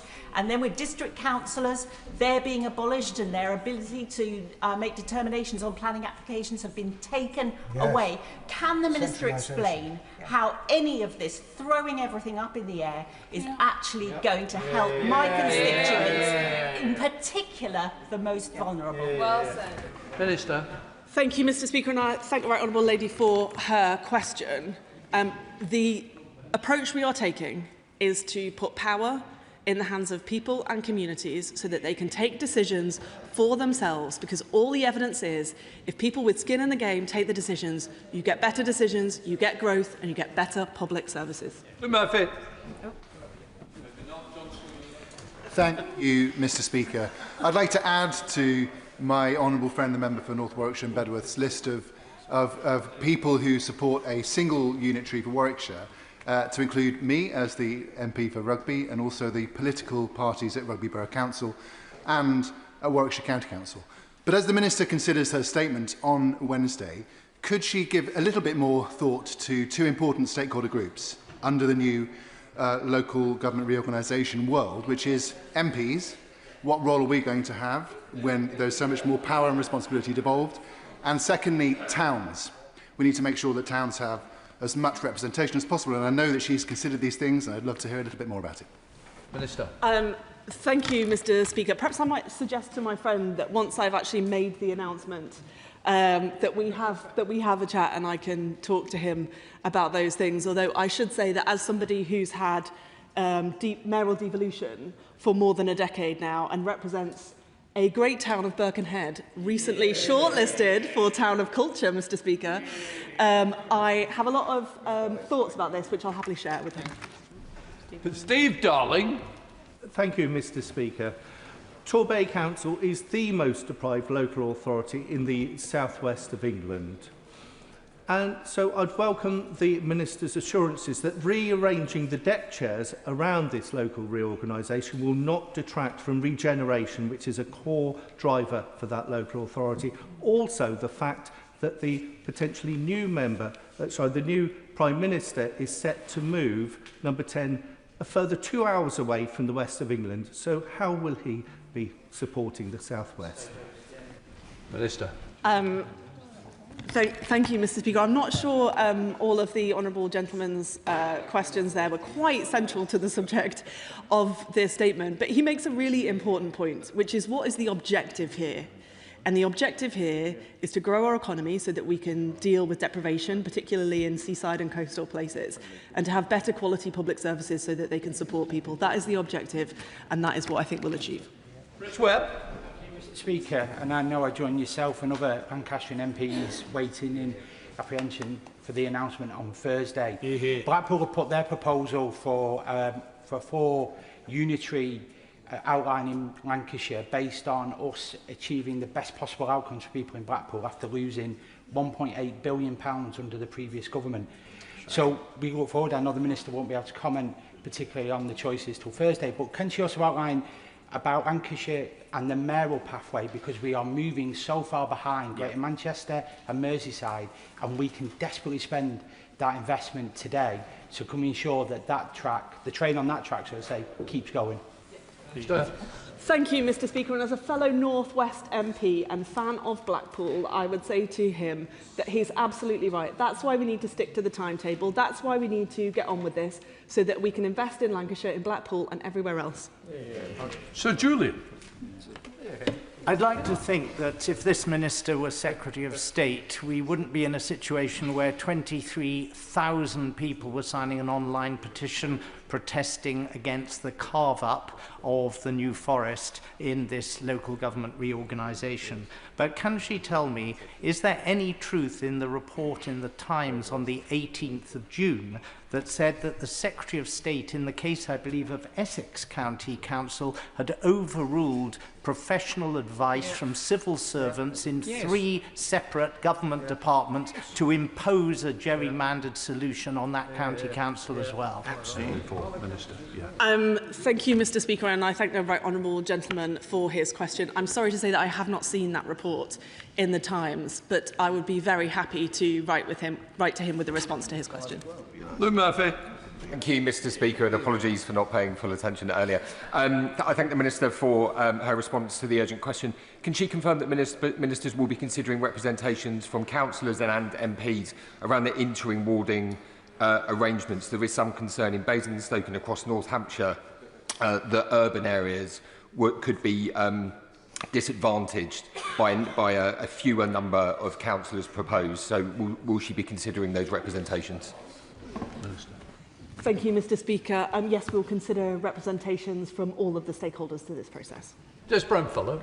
Thank you, Mr Speaker. Most areas that will have local elections next year know what their local authority boundary is going to look like, but for residents in West Sussex, they're still completely in the dark. And for my residents, specifically in Bursted and Pagham, they're really worried that they're going to be put into a coastal authority that risks being bankrupt on day one. So when the Minister comes to the House on Thursday, will she lay out how that deficit is going to be plugged, a potentially £45 million deficit for a coastal authority in West Sussex? And will she also rule out using one authority to pay for the deficit of the other?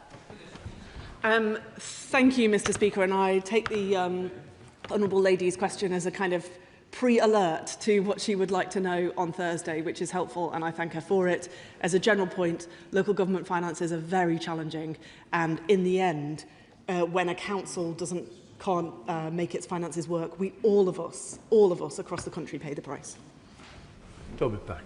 Thank you very much, Mr Speaker. As a former councillor on Chesterfield Borough Council, and given the excellent record that Labour have had there over the last 15 years, it will be a shame when Chesterfield Borough Council ceases to exist and we move towards unitary authority. But I've never met someone in a unitary authority who think it would be better if we went back to two-tier. So I think ultimately we are on the right route with this approach. Can my honourable friend confirm that when she comes to her conclusions, which none of us on this side in Derbyshire are currently aware of, that she will be sticking strictly to the criteria that the government originally laid out? Minister. Thank you, Mr Speaker. Yes, I can confirm that. And also, I would just say, as somebody whose area was reorganised in 1974, there is yet to be a campaign to undo the creation of the Wirral. That's right. Mark Francois. Thank you, Speaker. Minister, is it true that a statement was made in private to Labour councillors and activists in Essex at the weekend? And I know this for a fact because I was told that by one of the Labour members who was there. So will she confirm that it's true? And is she also aware that the YouGov poll by 56 to 24 shows the people of Essex don't want Labour's plans for local government reform? Let's have a referendum. Thank you, Mr Speaker. I am now aware of the opinion poll because the right honourable member mentioned it to me a few moments ago, for which I'm grateful.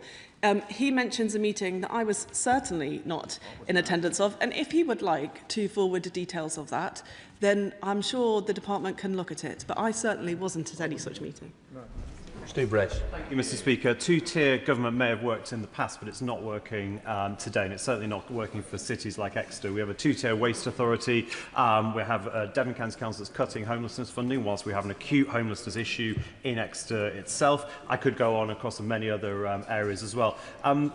will the Minister confirm that we will be moving ahead with unitary local government across the country, including in Devon and for Exeter? She won't be able to comment on the specifics of any proposal, but in order to make sure that cities like Exeter can grow economically and that local government does serve local people. Minister. Thank you, Mr. Speaker, and I'd like to thank the honourable gentleman for his point. As I mentioned earlier, there's evidence now from the Child Poverty Review, from the Melbourne Review, that fragmented services are very bad for people who are vulnerable living in poverty. And there are other examples too. I've heard from the honourable gentleman about his worries for his city, and that's the real purpose behind these reforms. John Glenn. Thank you, Mr. Speaker. Before the Honourable Lady makes her statement on Thursday, would she, when reflecting on the situation in Wiltshire, that would embrace Wessex, but we've been told that's not the government's view, would she address the prevailing concern that the people in rural Wiltshire will be considerably worse off without having the opportunity to embrace this mayoral region, to the tune of £240 per head? And in the context of the wider reduced funding for rural England, they need something from the government to be reassured that they understand the shortfall. Thank you, Mr. Speaker. Let me just see if I've understood the right honourable gentleman's question. In that the Fair Funding Review was put in place to reconnect funding with need. We think that we've done so in a way that meets the needs of 9/10 of councils now, which is much better than it was before. We take into account additional costs of providing services for rural areas. But when it comes to poverty and deprivation, actually improvements in data now allow us to identify much more closely pockets of poverty surrounded by greater wealth. So I hope that we'll be able to do that for his constituents much better in the future.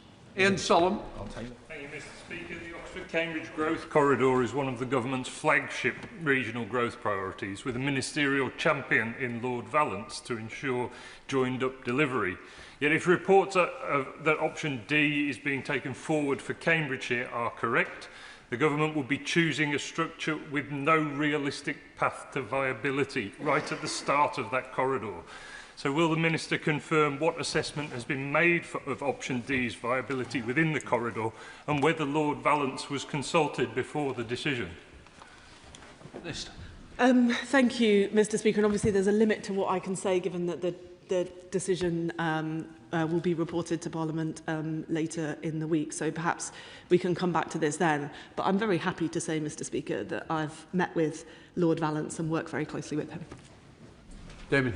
Thank you, Mr. Speaker. The government's proposed carve-up of Hampshire ignores its own preset criteria. It has no mandate, and it splits up East Hampshire. The benefits, if there are any, come way off in the future, whereas the costs and the disruption happen now.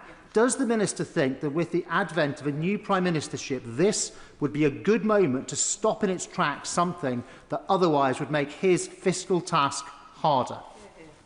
Minister. Thank you, Mr. Speaker. I don't, because I think that councils have worked extremely hard along with the timetable that we've set out, and I think it would be a mistake to interrupt that. Councils' costs have spiked terribly in recent years because of central government failure. We're putting that right.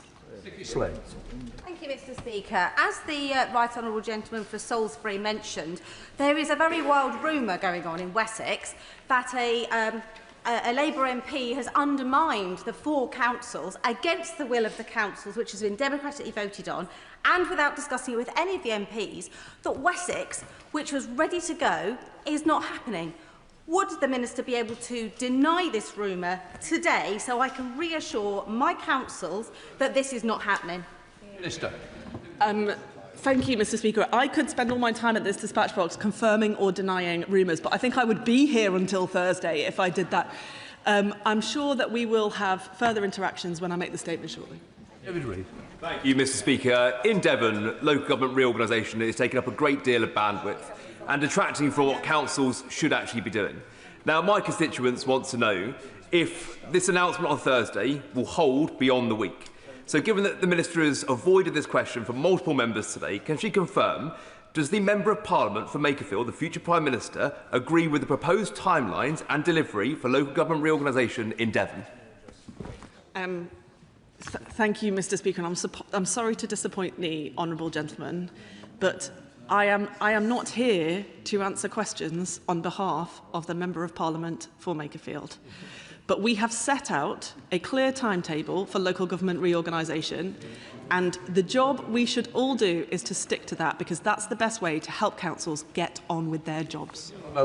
Thank you, Mr. Speaker. My residents in Bicester and Woodstock are deeply concerned by rumours that the Cherwell and West Oxford district councils will be hollowed out in order to create a greater Oxford authority at the behest of Labour councillors in that city. I know that the Minister will not respond directly to that, so may I ask her to respond to this? In Oxfordshire, is it true, as she just said to the member for Chesterfield, that the original criteria set down by the government will be followed? And is it true, as she's just said, in response to the member from Banbury, that growth will be a priority in the decisions made by the government? Thank you, Mr. Speaker. And as the honourable member has indicated, we've set out a process and we're sticking to it. That now brings us to Alicia Kearns. Oh, thank you, Mr. Speaker. Nobody asked for this, and the lack of mandate is then compounded by councils like Rutland County Council that are refusing to engage with any opposition councillors. So can I make clear that responses of the Lib Dem Rutland County Council do not represent the views of Rutlanders or indeed the entire council? In Leicestershire, we do not want the Leicester City land grab, and rural Lincolnshire and Stamford do not want to be run by urban Lincoln. So will the Minister consider delaying to make sure that actually all councils have engaged with all councillors, because they may be telling you are, but they are certainly not. Thank you, Mr. Speaker, and I thank the honourable lady. She's made her points very clear there and on the record. The one thing that I do not want to do is delay, because the longer this takes, the less we'll be able to get on with the problems that councils face, looking after our children, our older people and growing our economy. Mike Martin. Thank you very much, Mr. Speaker. There are a number of options on the table for Kent, and no matter which one the Minister chooses, we will need to do some tidying up of ward and division boundaries, because there are vast disparities between the number of electors in some of the current county council boundaries. Will that be announced alongside the option chosen on Thursday, or if not, when will that information be given? Minister. Thank you, Mr. Speaker. I'll take that point that the honourable member has made, and I'll endeavour to give him that information as soon as we can. Right, that completes the urgent question. Front benches change over.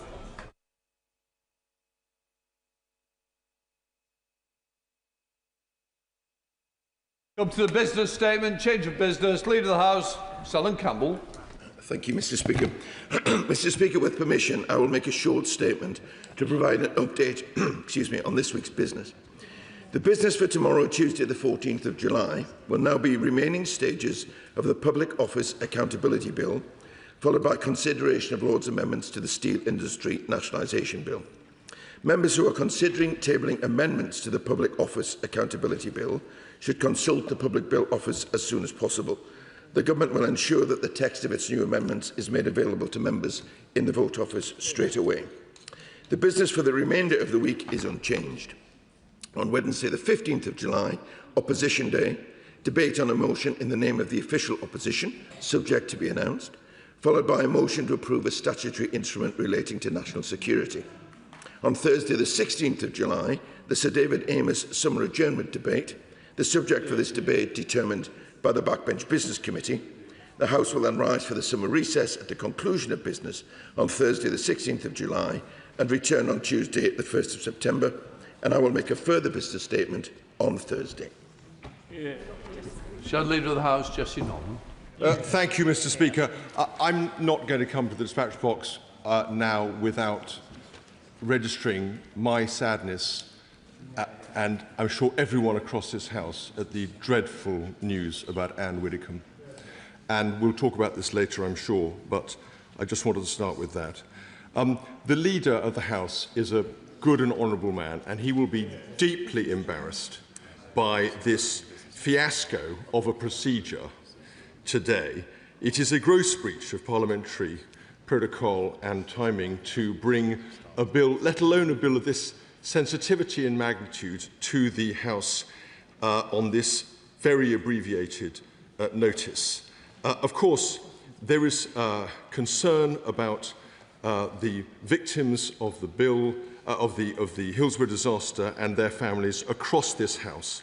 but these matters must be properly debated in due season. And to do so, Mr. Speaker, with new amendments that have not even yet been published on no notice, and without the ability of members to amend those amendments or to comment until now, is, I think, a further breach. Mr. Speaker, why has this happened? Because the outgoing Prime Minister is desperate to preserve what he sees as a legacy. It is a tragedy that he should be so focused solely on his own political future, such as it is, and it's a pity, I think, that he's taken this opportunity to sideswipe the incoming Prime Minister, a man who arrives with no scrutiny and no accountability to this House. I raise a couple of key points. Of course, it is understood that this legislation was being discussed in the Intelligence and Security Committee. It is understood that this legislation and its implications were being discussed with our Five Eyes allies, with our armed forces and with the USA in particular. And this abbreviation of protocol is something that I know will attract the attention of the Lords when it arrives in their House. But let me ask the Speaker now. Why now? Why has this bill been brought forward on such an expedited basis? What has changed? What actually of substance? What has caused him to want to abbreviate the consideration of these very delicate matters on such timetable? Have our international partners been consulted about this change in procedure? Have the agencies been consulted? And why, above all, after 7 months of grieving families concerned about the passage of it, is it suddenly now, as it may appear with little or no change, being brought forward in front of this House? Leader. Thank you, Mr. Speaker. I do agree with the Shadow Leader of the House about the tragedy of Ann Widdecombe, and I join with echo his words. I don't agree with him, Mr. Speaker, about the way in which he describes the run-up to this change of business and the fact that the bill will come tomorrow. This is an important bill. We have been signalling for some time that the bill is coming. He knows that because we've had dialogue about this before, but I've only been able to confirm it today, which has been the earliest opportunity, Mr. Speaker. He talks about amendments. A number of amendments have been laid for a long time on this bill. The government has brought forward further amendments, and they are in the vote office. I do regret that there's not a greater length of time for colleagues to scrutinise that, but they are available, and I'm sure there'll be a way of facilitating a full debate tomorrow. There's been no abbreviation of this process. It's the same programme motion as was agreed by the House at the end of second reading. And I just want to assure the House, as will no doubt come out in the debate, that the agencies have been central to this process, the families have been central to this process, and that's why we have taken time to get it right, which is why it has been delayed. But I say this is an important bill that colleagues will want to see on both sides of the House, will want to see before the summer recess, and that's what we're facilitating. Mr. Speaker, and I thank the Leader of the House for this statement and update and this really important bill coming back to the House. But it does raise questions about the Representation of Peoples Act, which has been delayed. A big legislation which would have included key major reforms, enfranchising so many young people, when trust in politics is at an all-time low. This bill also contains provisions around tightening financial donations. I think it's fair to say donations have been in the news for the past few weeks. Can the Leader of the House please ensure that this bill will come back swiftly after the summer recess? Thank you, Mr. Speaker. My honourable friend is absolutely right that the Representation of the People's Bill is an important bill, and I will announce in due course when it returns to this House, but it will be returning to this House. Justin Mathers. Thank you, Mr. Speaker. Can I thank the Leader of the House for taking this action? I appreciate it's not ideal circumstances, but of course there's been much about the passage of this bill that has been less than ideal. But can I just ask the Leader if he can join me in I hope that tomorrow's debate will be about the substance of the bill and the important amendments rather than the process. Leader? I share the hope of my Honourable friend, this is an important bill. It is an important matter. Of course, it's about the victims of Hillsborough and about the families and their campaign, which they've needed to wage for far too long. But it is also of profound importance to public service and how we do business in our country, which is why the bill is of such importance. Dame Harriet Bowler. Thank you, Mr. Speaker. Could the Leader of the House confirm that since the other place is sitting next week, there is nothing to stop this House and he tabling a business statement to enable us to sit next week as well? Given the enormity of the events happening in the government next week, doesn't the Leader of the House think that would be a good idea? Yeah. Thank you, Mr. Speaker. I also say it would take the House to agree such a move, and I'm not sure the House is quite ready with the colleagues' faces. Thank you, Mr. Speaker. I just announced the recess dates. There are no plans to change the dates in which the House is sitting. As you have alluded to, Mr. Speaker, recess dates are agreed by the House in advance to make certainty of parliamentary business for colleagues, and just to reassure the House that the work of government will continue through the recess. Right, let's move on. Before we come to this statement, I must advise the House that the case relating to Ann Widdecombe's death is not yet sub judice, as charges have not been brought. However, there is a live criminal investigation ongoing, and members should take care not to say anything in this House that might prejudice the future trial. I therefore urge members to avoid speculating about the guilt or innocence of any person, the identity of the person who has been arrested, or the motive for the attack. Members may wish to discuss the general arrangements for security, safety of politicians and other connected matters, but they should avoid discussing the detail of individual members' security arrangements. I now call on the Home Secretary. With permission, Mr. Speaker, I wish to make a statement about the death of Ann Widdecombe. It is with great sadness that I say those words. My thoughts today are with her family, her friends, and all those who loved her. Ann Widdecombe dedicated her life to politics and public service. For nearly 40 years, she was a fixture of our political life. She brought conviction to our politics, grounded in her profound Catholic faith. She was forthright in her opinions and argued courageously for the things she believed in. But perhaps most of all, she brought an inimitable style to politics. She was forthright and fearless. As Lord Howard of Lymm can attest, she had a memorable turn of phrase, and she was joyful. She thought seriously about ideas, but she did not take herself too seriously, and that allowed her to reach beyond this place and charm the country at large. She was one of those rare politicians who was bigger than politics. There have been so many moving tributes in the last few days, reflecting her impact both within this place and beyond politics. But I think her outlook on life is best summed up by Anne herself. Sitting on Graham Norton's sofa, she said, and I quote, "We get one go this side of eternity, one go. Life is not a dress rehearsal.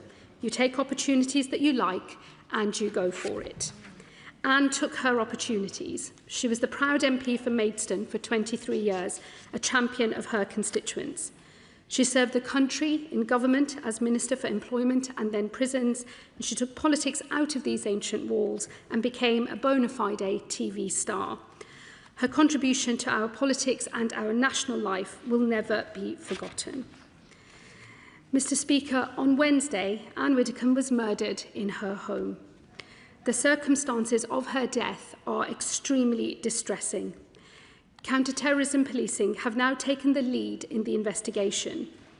As Lawrence Taylor, the head of National Counterterrorism Policing, has said, and I quote, "We now have new information and evidence that means counterterrorism policing is leading the investigation. We are pursuing multiple lines of inquiry to establish the motivation for this attack." The police now have a suspect in custody, a 28-year-old white British man, and I can confirm to the House that this man was not known to prevent. The police have cautioned against speculating about the case. That is the right thing to do for Anne's family and friends. It is also vital that the police are given the space they need to carry out their work. For now, what matters most is supporting the investigation, so that we can see justice delivered for Anne and all who loved her. And I would urge anyone with any information at all to come forward immediately. Mr. Speaker, I know this raises questions about the security of those in public life. I will not be the only one here thinking also of two other beloved members of this House, Joe Cox and Sir David Amess. Politics is a calling for those of us here, but it should not be a dangerous one. And so it is incumbent on the House and the Government to work together to protect those who choose to serve. The Home Office and the Police work closely with the Parliamentary Security Department to provide practical advice and support directly to MPs. But we must always be vigilant to changing threats and respond. Security measures are kept under constant review to ensure MPs can carry out their duties safely. And I know that the police intend to issue guidance to MPs soon, and they will be contacting parliamentarians in their constituencies to offer support. I also recently commissioned the former Lord Chancellor, Sir Robert Buckland, to review the lessons from Sir David Amess's murder, including into required improvements to security for MPs working in their constituencies. I recognise the particular concern that the Reform Party will feel today, and of course Nigel Farage, the party's leader. I'm happy to offer a meeting for Mr Farage with the chair of RAVIC, the independent body within the Home Office that manages the security of those in public life. And I will also be looking at what security guidance can be provided to former members of Parliament, which I hope to work with you on, Mr Speaker, as well as those who serve a party outside of this place. Today is a dark day in our political life, but we must also use it as an opportunity to celebrate Ann Widdecombe's memory. She was a unique figure in our politics, a distinctive and devoted public servant, the likes of whom we will rarely, if ever, see again. Anne had a profound faith. Her journey in this life has ended too soon. May she now rest in eternal peace. I commend this statement to the House. Shadow Home Secretary Criswell. Thank you, Mr Speaker, and I thank the Home Secretary for advance sight of her statement. I start by offering my deepest condolences to Anne's family and friends. She will be terribly missed. Anne sat as the Conservative MP for Maidstone for nearly a quarter of a century and in the European Parliament for the Brexit Party. She served in government and in opposition, including as Shadow Home Secretary. She always fearlessly spoke her mind. She did not worry about whether her opinion would be popular or would be fashionable. She always said exactly what she believed and exactly what she thought. Her integrity and her fortitude were unmatched. I first met Anne 29 years ago at a university debate, speaking on opposite sides. I was a callow 21-year-old student. She had just left government and was at the height of her powers. I remember starting my speech by asking her to treat me more gently than she had recently treated Michael Howard. Needless to say, I was put very firmly in my place. Anne was also a much-loved celebrity with memorable appearances on Strictly Come Dancing and Celebrity Big Brother, including being whirled around by, I think it was Anton Dubek. So we will all remember Anne fondly as a public figure who was always formidable, she was always charming, and she was always entertaining. Now, Mr Speaker, as we discuss this appalling murder, we should heed the words of Devon and Cornwall Assistant Chief Constable Matt Longman, who said at the weekend this: "We are aware of online and public speculation, particularly with regard to motive. I urge people not to share or engage with speculation. It is unhelpful and distressing to Anne's friends and family, and particularly harmful to our investigation." Criminal barrister Dennis Kavanagh also recently pointed out that speculation makes the police's job harder and in some cases could even prejudice a trial. And I urge everyone debating this issue to keep that in mind. Mr Speaker, it has just been confirmed by the Home Secretary that counter-terrorism police are now leading the murder investigation. So to help avoid that speculation, is there any further information the Home Secretary can properly share about this without prejudicing the investigation? I'd like to thank the police for releasing the information they have so far, including about the identity of the suspect. It is always important to release as much information as possible in the interest of transparency and to avoid misinformation filling the void, as Jonathan Hall KC, the independent reviewer of terrorism legislation, has said previously. Let me turn now to threats against those in public life.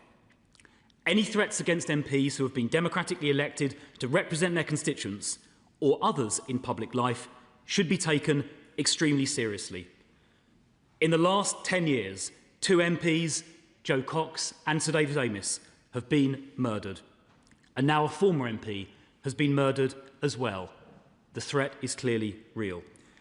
I also remember in 2017 when terrorist Khalid Massoud drove a car into pedestrians along Westminster Bridge, injuring more than 50 people, 4 fatally, and then ran into New Palace Yard, just yards from where we sit here, where he fatally stabbed PC Keith Palmer. That was also an attack on democracy itself.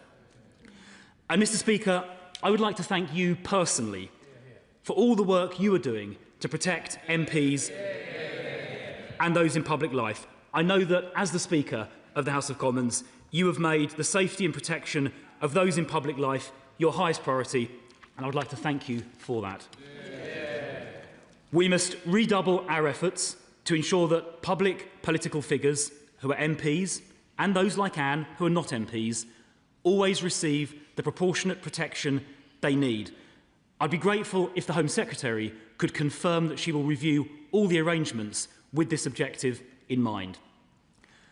I believe in this country we should be able to debate each other robustly on important issues, but should also speak to each other in a way that is civil and respectful. Of course, nothing excuses violent attacks on public figures, but we should all also set an example of civility and calm and not inflame. Mr. Speaker, we need people to step up and become MPs and also speak in the public square. Debate and disagreement are what make our country great. Ann Widdecombe exemplified that every minute of her life. I pay tribute to her. I know we will all remember Anne forever. Yeah. Home Secretary.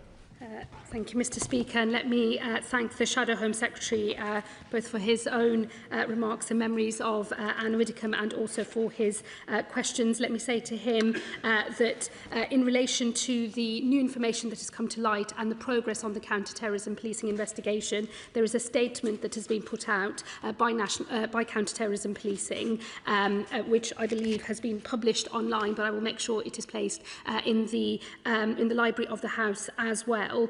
The main things to draw out for that are the fact, as I said in my statement, that new information and evidence means that they are now leading the investigation and that they are pursuing multiple lines of inquiry in order to establish the motivation of this attack. As soon as more information is available that is capable of being shared without compromising any future trial process, that will be done. So we take seriously, and I know counter-terrorism policing take very seriously the learnings from the summer of 2024 and definitely to heed the call of Jonathan Hall, Casey and others on timely release of information without compromising the ability to bring someone ultimately to justice, which is of course the main aim when such a horror of an attack happens. Let me also, Mr. Speaker, say I would like to echo the remarks made by the Shadow Home Secretary to you and to thank you personally for all of your efforts in maintaining the safety and security of parliamentarians. I know it's something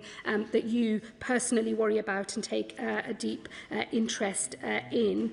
Let me also say given the fast-moving nature of this investigation, I don't want to say anything that will prejudice the direction of travel here. However, there is a question that is raised in this as a result of this murder, which relates not just to the security arrangements for sitting members of Parliament, but for those who have left this place but nevertheless retain a public profile as a result of their political party membership or their political activities. There are also, given the range of new political parties that are contesting the political and democratic space. I think questions about those who are not represented at all here in the House of Commons. And just to reassure you, Mr. Speaker, I will be looking at those arrangements very closely. I will seek to work with Mr. Speaker directly and my officials will engage with parties across this House and those outside of it to make sure that whatever changes are made are done so in a manner that covers the multiple range of threats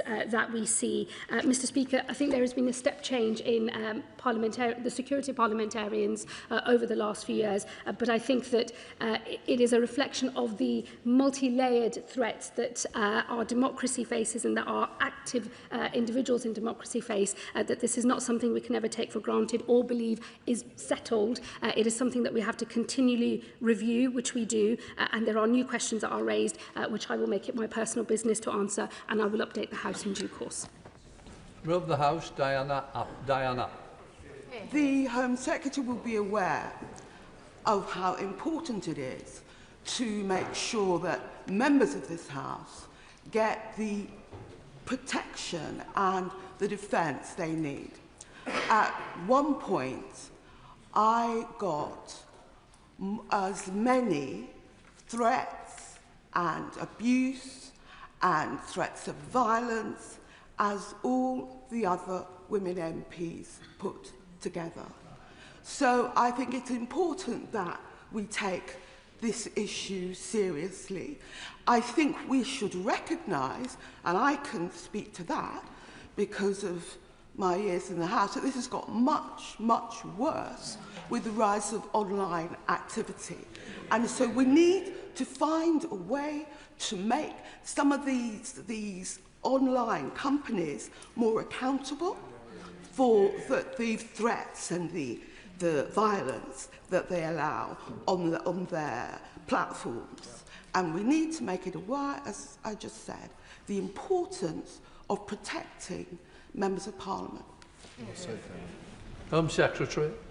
Mr Speaker, let me say to the Mother of the House that I think that given the sheer range of threats that have been made to her personally, it is a testament to her personal bravery that she has continued to be an active parliamentarian, but it should not take such levels of bravery to just be able to represent the people of your constituency, and she is absolutely right that we must always make sure that our security arrangements are able to keep pace with the changing nature of threats that members of Parliament are facing. Let me assure her we, as the government, will do that, and we work very closely with the Parliamentary Security Department in order to make sure that that is the case, so that all members can make their contribution just as effectively and for just as long as she has.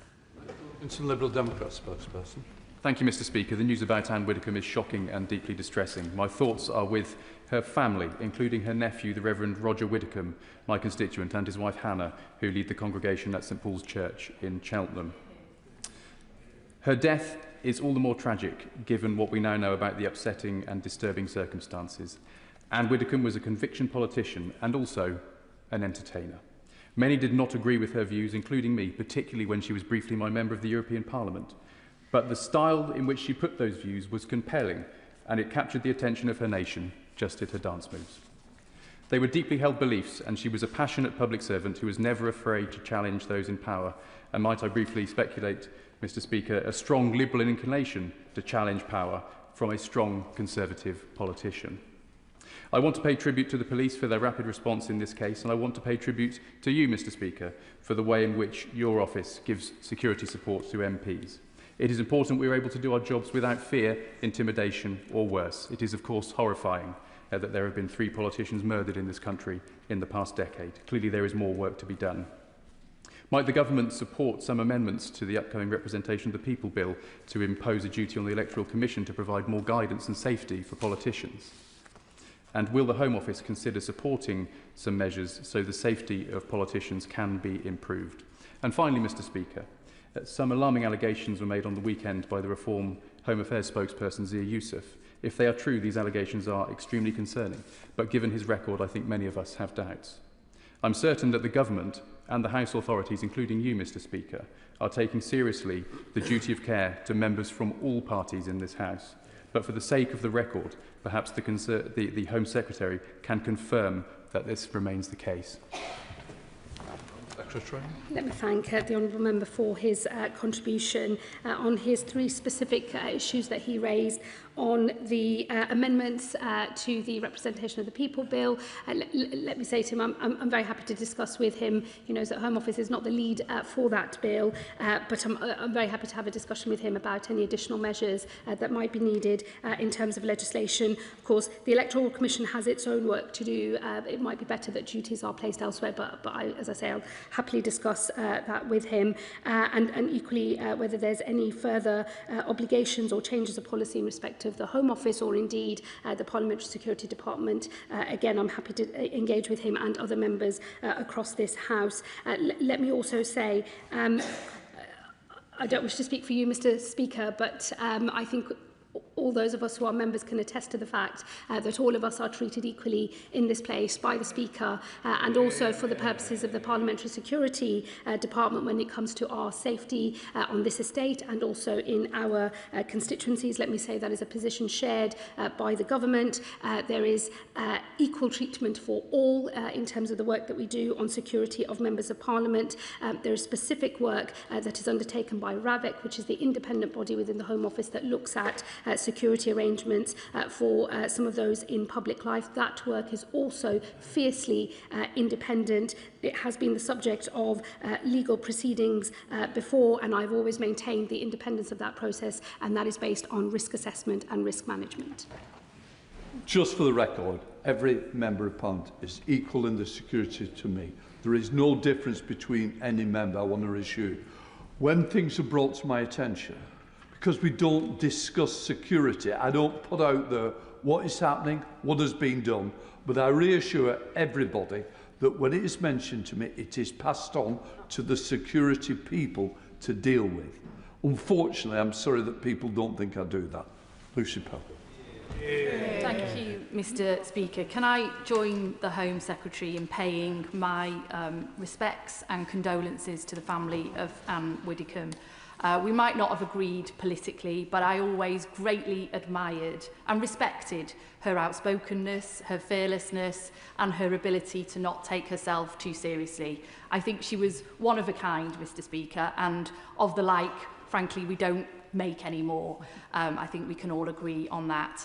I hope that on moments like this, we can come together across the House to talk about these issues as one voice. And can I also place on record my thanks to you, Mr. Speaker, for your leadership in all that you've done over many years in making sure that we're all kept safe and secure. Hear, hear. Does the Home Secretary agree with me, though, that this is not about more than just our security and our safety? It's also about reducing the level of threat. We are now in a highly politicised, highly polarised, highly personalised debate in this country, and that is bringing more and more threats onto all of us. And does she agree with me that we do need to tackle some of the online algorithms and business models which heighten this kind of polarisation and hate towards those in public life, and we must do more to tackle this with urgency?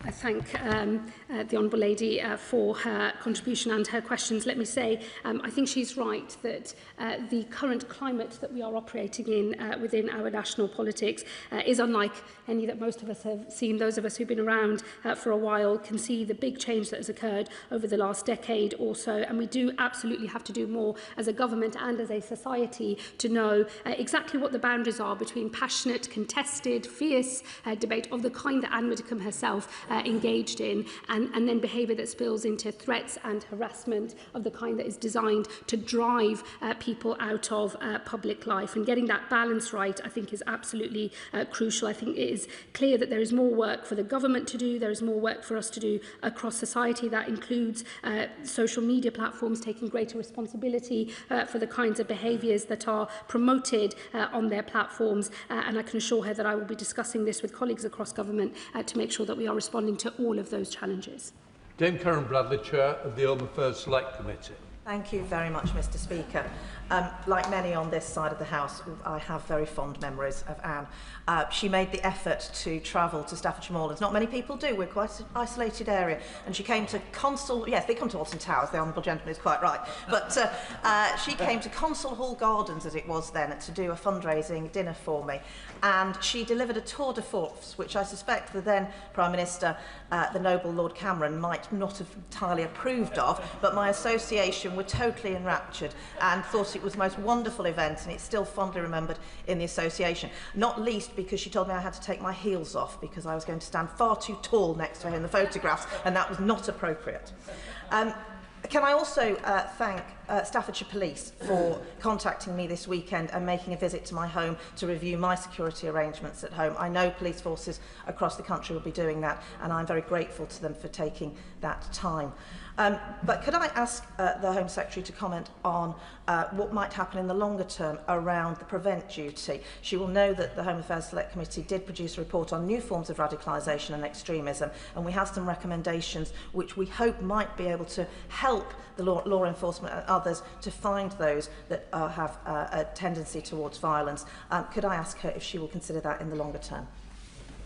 Home Secretary. Let me say to the Honourable Lady, she makes a really important point actually on the prevent duty and the changing nature of the threat and the consequences that has for the prevent programme. I think it's absolutely essential that we retain a de-radicalisation programme that is focused on ideology, but as she knows, and as those who are also expert in these matters know, the range of threats and the link between ideology, mixed ideology, occasional ideology, mental health and other issues is now asking us a bigger question about how the prevent strategy works in the future and how we deal with the threats that fall outside of that through wider and other societal programmes. I will absolutely look at the recommendations her committee makes, and I hope to discuss those with her committee when I appear before them, hopefully very soon.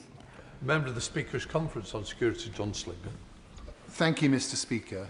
I send my deepest sympathy and condolences to the friends and family of Ann Widdecombe, and also extend that to her former colleagues from the Conservative Party and the Reform UK Party, for whom I know this must be a very difficult and sad time.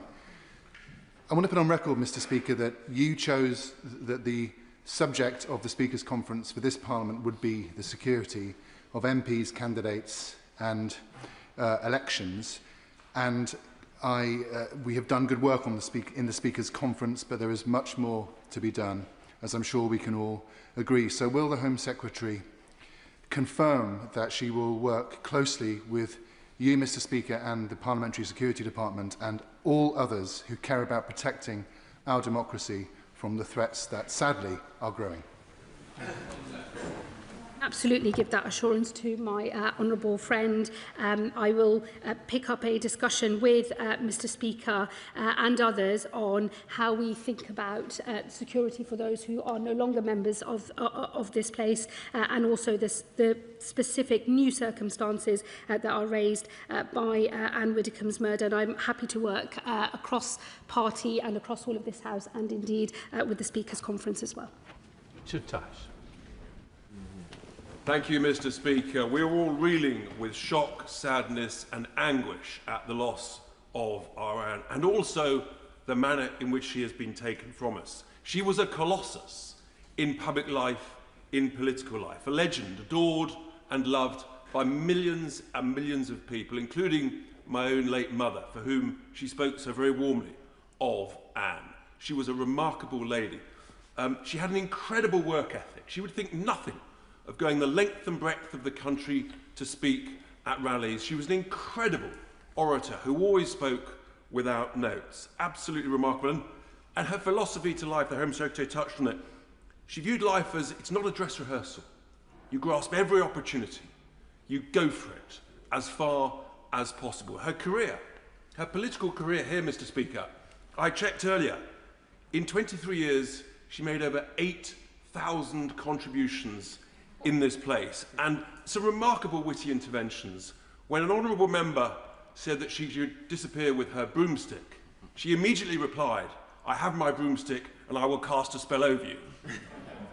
and that was her nature. Likewise, her media career was of also remarkable. She was an agony aunt in 2 programmes.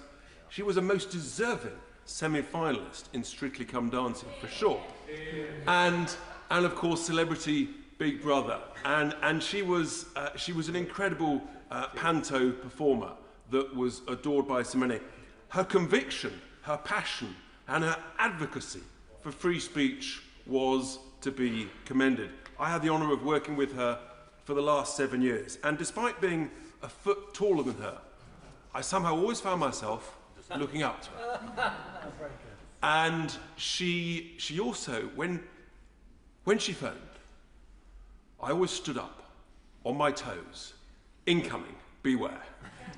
And that was Anne, and we will miss her dearly. And I also think that the Scottish whisky industry has lost a very discerning customer. And maybe there could be a limited edition, Widder's Whisky, where the tasting notes may reflect unique, unforgettable flavours, a fiery, spicy series of tones, but a blend to be treasured to eternity.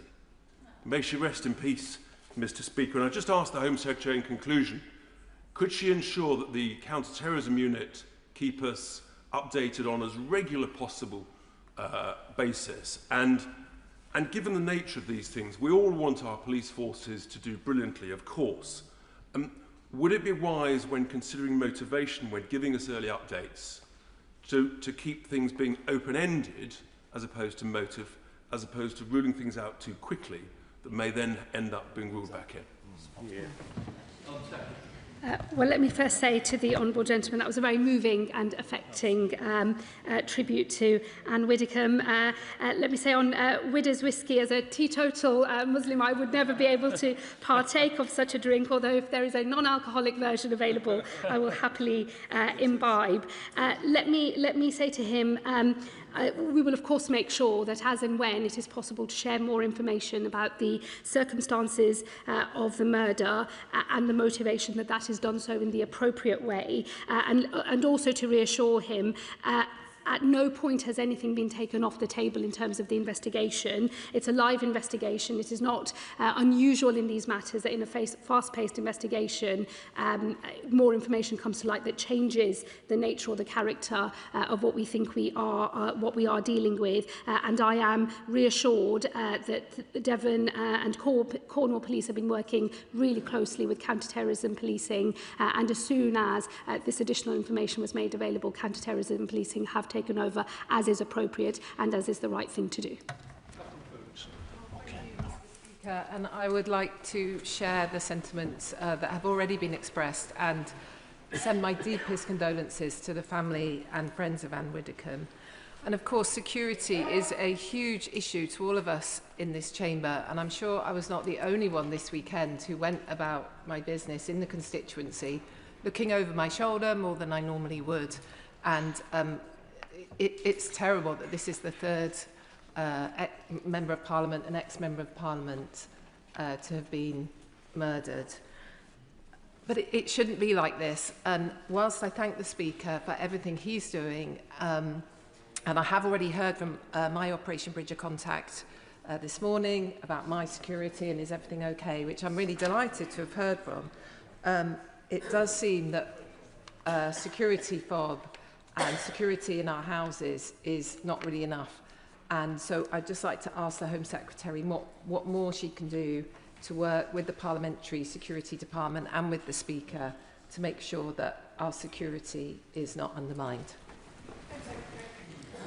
I thank my honourable friend. Let me say to her, we wouldn't, of course, ever comment on the specific nature of the arrangements that are made for members of Parliament for their security, either here on the estate or in their homes or constituencies either. However, let me assure her that there are a number of measures that are taken and that for local policing, as well as working with the Parliamentary Security Department, there is an offer for all members of Parliament, and then there are also specific specific risk assessments as well when there is something for an individual, something of concern relating to a particular individual. So let me just reassure her that I think those arrangements are comprehensive. However, we should ask ourselves always whether they are enough and whether they are responding to the changing nature of threats or the spike in threat activity that we sometimes see as well. And let me assure her I will, of course, be working closely with the Parliamentary Security Department and policing more broadly to make sure these arrangements are as tight and as robust and as comprehensive as they need to be. Sir Julian Lewis. Thank you, Madam Deputy Speaker, and may I apologise to you and to the House that the fact that I have to chair a meeting in a few minutes' time prevents me staying as I would wish to do till the end of the statement. When I went up as an undergraduate to Oxford in late 1970 and joined the University Conservative Association, there were two outstanding figures a year ahead of me in that august body. One was Ann Widdecombe and the other was Nicholas Turner. And a few years later, in February 1980, Ann Widdecombe and I shared a taxi to the funeral of Nicholas Turner, who had heroically sacrificed his life in an attempt to rescue his young daughter Alice. It was a double funeral, who had been swept into the sea by a freak wave. Anne was always there when her friends needed support. And on a lighter note, she was always there ready to bring her friends back down to earth. So when she was elected, I think in 1987 for the first time, and I happened to be moving flats, I gifted her a relatively new washing machine that was now surplus to my requirements. And for several years after she became an MP, she used to invite me once a year, almost like clockwork, to have lunch with her in this place. And I naturally assumed that it was that she wished to imbibe the wisdom of my political advice. It was only by accident that she once revealed, when I suggested that to her and how flattered I was, she said, "Oh, no, Julian." She said, "This is rent for the washing machine." Now, Madam Deputy Speaker, Mr. Speaker will certainly remember that in 2008 to 2009, this House spent a lot of time taking steps to ensure that MPs' home addresses did not in future have to be revealed either in answer to freedom of information requests or on ballot papers and notices of nomination. And it therefore comes as a bit of a shock to me to read in one of the reports today that Anne had, and it may turn out to be complete coincidence, featured in her home on a programme on television extensively only 6 days before she died. And it said that the name of the home had been obscured, but there is software available that if you put up a picture of a place, particularly if you know the general area where it is, it will identify the address.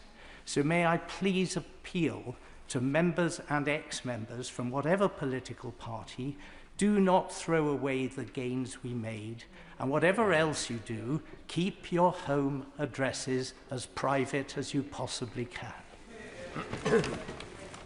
Thank you, Madam Deputy Speaker. I think the Honourable Gentleman makes some really wise points on the safety of MPs' home addresses. And let me just say to him, I will make sure that in the work that I carry out alongside the Speaker on the lesson to be learned from the circumstances of Anne's murder, I will make sure that the privacy and security of home addresses is something that we consider.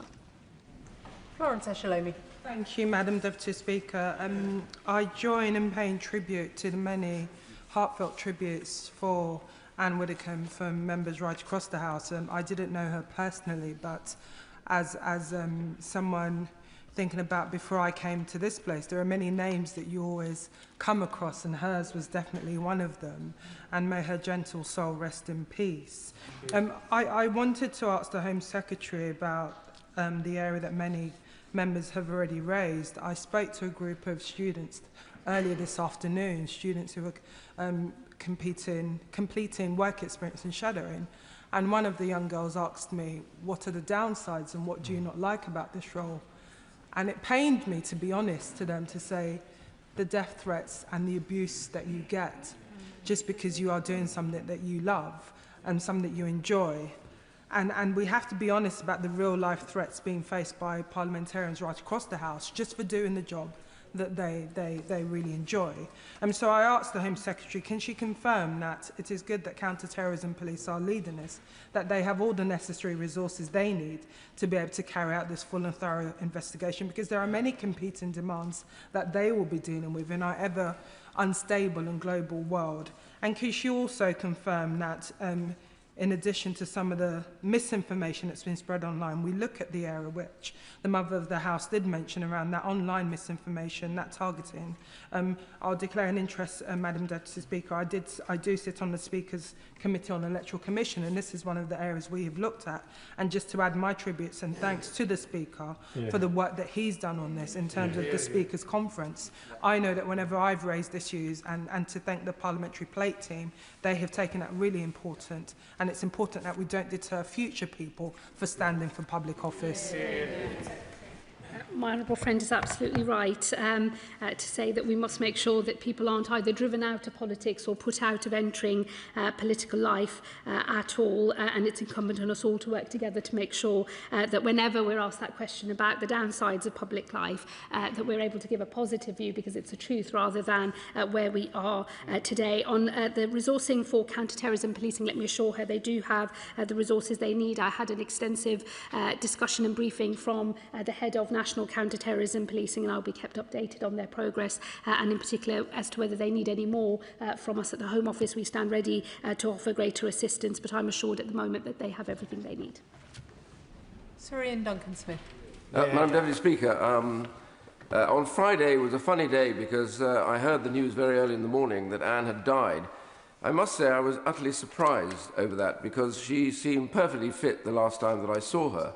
So I gave my condolences and spoke on the radio about it. And only sadly later that day, just after lunch, did I discover it wasn't sad, it was a tragedy. A tragedy that a phenomenal woman, a member of this House and no longer, should have been murdered in her own home for reasons we know not what. And it did allow me to think back to this woman who was a force of nature. She was impossible to argue with, because she never accepted that she was losing the argument, until finally she was able to turn it 180 degrees and make you feel guilty that in actual fact you'd even dared to argue with her at that time. And I particularly remember during the Maastricht debates, of which I have to confess I and one or two others here were deeply rebellious, and I got a lecture from the dispatch box when she was in government about how I should support the Maastricht Treaty and the European Union, which rather worried me. And I have to say, it's rather ironic now when I turn out that she's gone over to reform. I thought to myself, now there's somebody that takes the brief that you have collective responsibility more than she even had to, I said, so rather remarkable. And she was a remarkable woman in many, many cases, and I got to know her during Shadow Cabinet, when we would debate and argue. She argued as robustly in Shadow Cabinet as she did across the dispatch box. You were the enemy. It didn't matter whether you were Labour or Conservative, you disagreed with her. And you got used to it, and it was phenomenal, really, because she was so certain about the way that she was. But she embodied something else, Mr. Speaker. The passion that is necessary in this chamber for us to make our arguments without fear of any other person doing something to us. We have that because we're there. The second thing she imbibed and completely demonstrated was the peculiar, unique responsibility that we have to our constituents and the nature that we have, which I don't think is replicated almost anywhere else. The personal contact we make with constituents going into their homes. I don't ask for security when I go into someone's home. You go in to see them if they're too ill to come and see you. We all do this. I know we do. And we do not want to lose that. We do not want the epitaph of her terrible murder to be that we withdrew from the nature of who we are and what makes this place so great. And I simply say we need to reiterate, and the government, if I don't mind saying to the Home Secretary, needs to specify to all those social media companies, they must do something to close down on the visceral, violent language that some people use, attacking personally, as they did over her murder, which has shocked me, to make sure we get on top of that, because that is the root of violence and death. It is not only her that has been murdered. It is not only Joe Cox or David Amos, my good friend, that has been murdered. But the rack up here shows that terrorists have murdered many in our party. And I say, if we want to stop that, we have to be bold, we have to be clear. We will not accept being shut down, being stopped from our duties, or being silenced in any way, because that is what Anne would have approved of. Well, the honourable gentleman makes some very powerful points. He's absolutely right. I think it is not sad, it is a tragedy now that we know a little more of the circumstances of this murder, and more will obviously come to light in the fullness of time.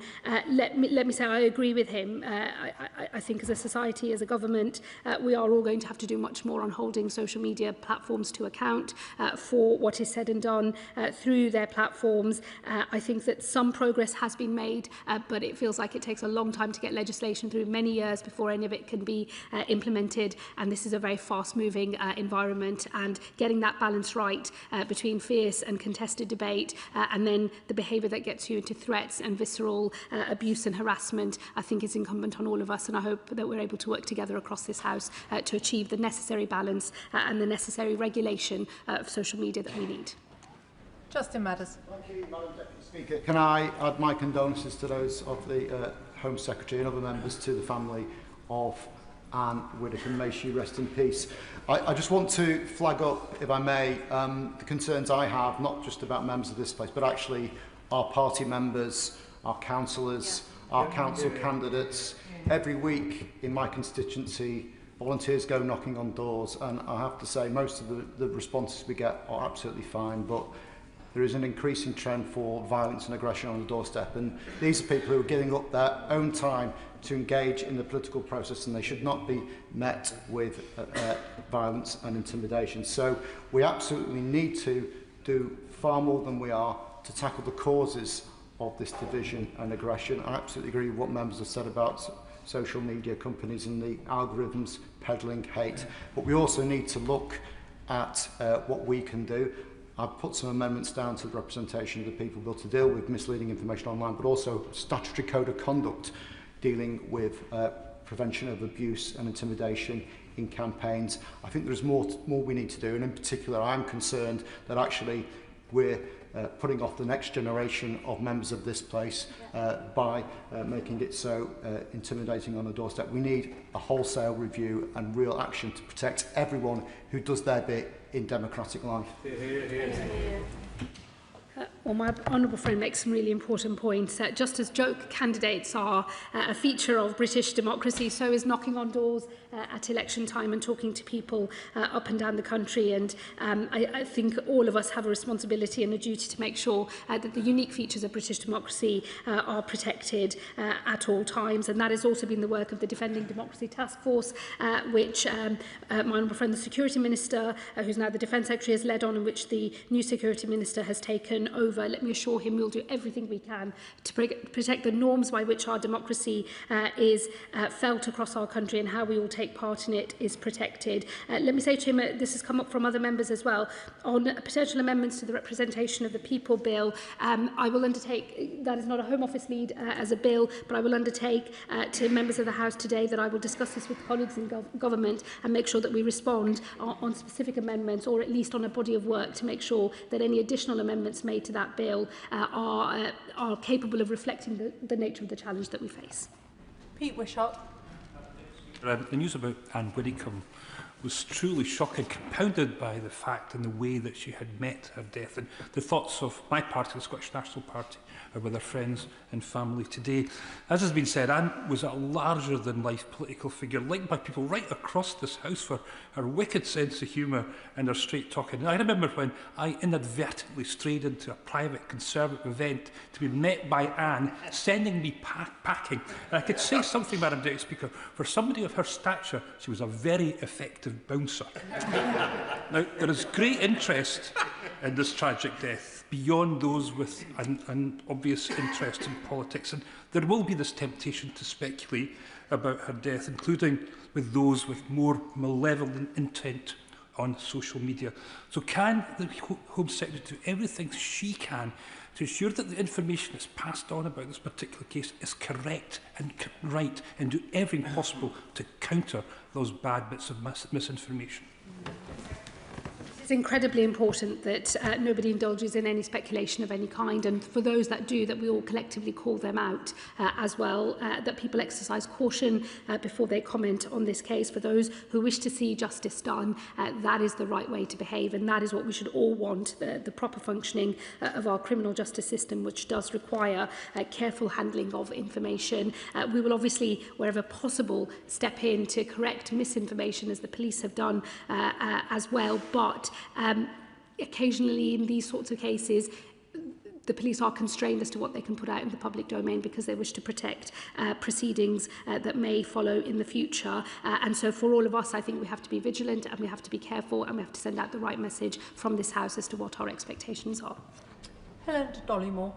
Madam Deputy Speaker, can I join members across the House in giving my deepest condolences to the friends and family of Ann Widdecombe. I never had the privilege of meeting her, but I certainly remember growing up, seeing her on the TV and thinking what an outspoken, strong woman she was that wouldn't take no for an answer. So I want to pay tribute to her as well. I don't want to speculate on the case or what happened, but I do wish to place on record my concern about the fact that we are seeing very frequently the media either photograph or broadcast identifiable details of members or former members' homes. That is happening repeatedly to members across this House, members of the Cabinet, members of the Shadow Cabinet, and to former members. And we've heard today about the risks that could come with that. I know that the former member for Surrey Heath mentioned in a podcast fairly recently that the man who killed Sir David Amess visited his home from details he had identified from the media, and that's how serious this is. So given the risks that we know exist about this, I know this is something the Speaker's Commission has looked at as well, and the new tools that are existing out there, like reverse image searching, which makes it easier to look at a media image to then find out where that house is on Google Maps. Could the Home Secretary urgently look at this issue, together with her colleagues in DCMS and also the media regulators, Ofcom and the Independent Press Standards Authority? Yes, let me thank my honourable friend for that question, and to assure her that this is one of the issues that I will pick up, as I said, in answer to a question from one of the members opposite a little earlier in this statement, and I shall discuss with colleagues on a cross-party basis and with Mr Speaker and the House authorities on what more we can do when it comes to the specific details relating to the homes of members and former members of Parliament. Jenkins. Speaker, can I thank the Home Secretary for her statement and her tribute to Anne, which was extremely moving, if I may say so.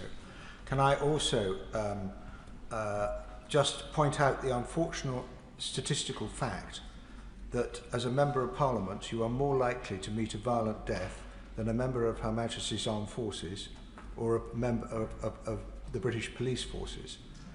And can I just ask you, Madam Deputy Speaker, to assure Mr Speaker that none of us doubt his personal commitment to our security, but this remains a very relevant problem because none of us want our homes to be turned into fortresses, but maybe more people need to be encouraged to put, for example, security gates on the front of their houses and to have security cameras watching and recording what is going on, rather than just relying on the ring bell that happens to be on your front door.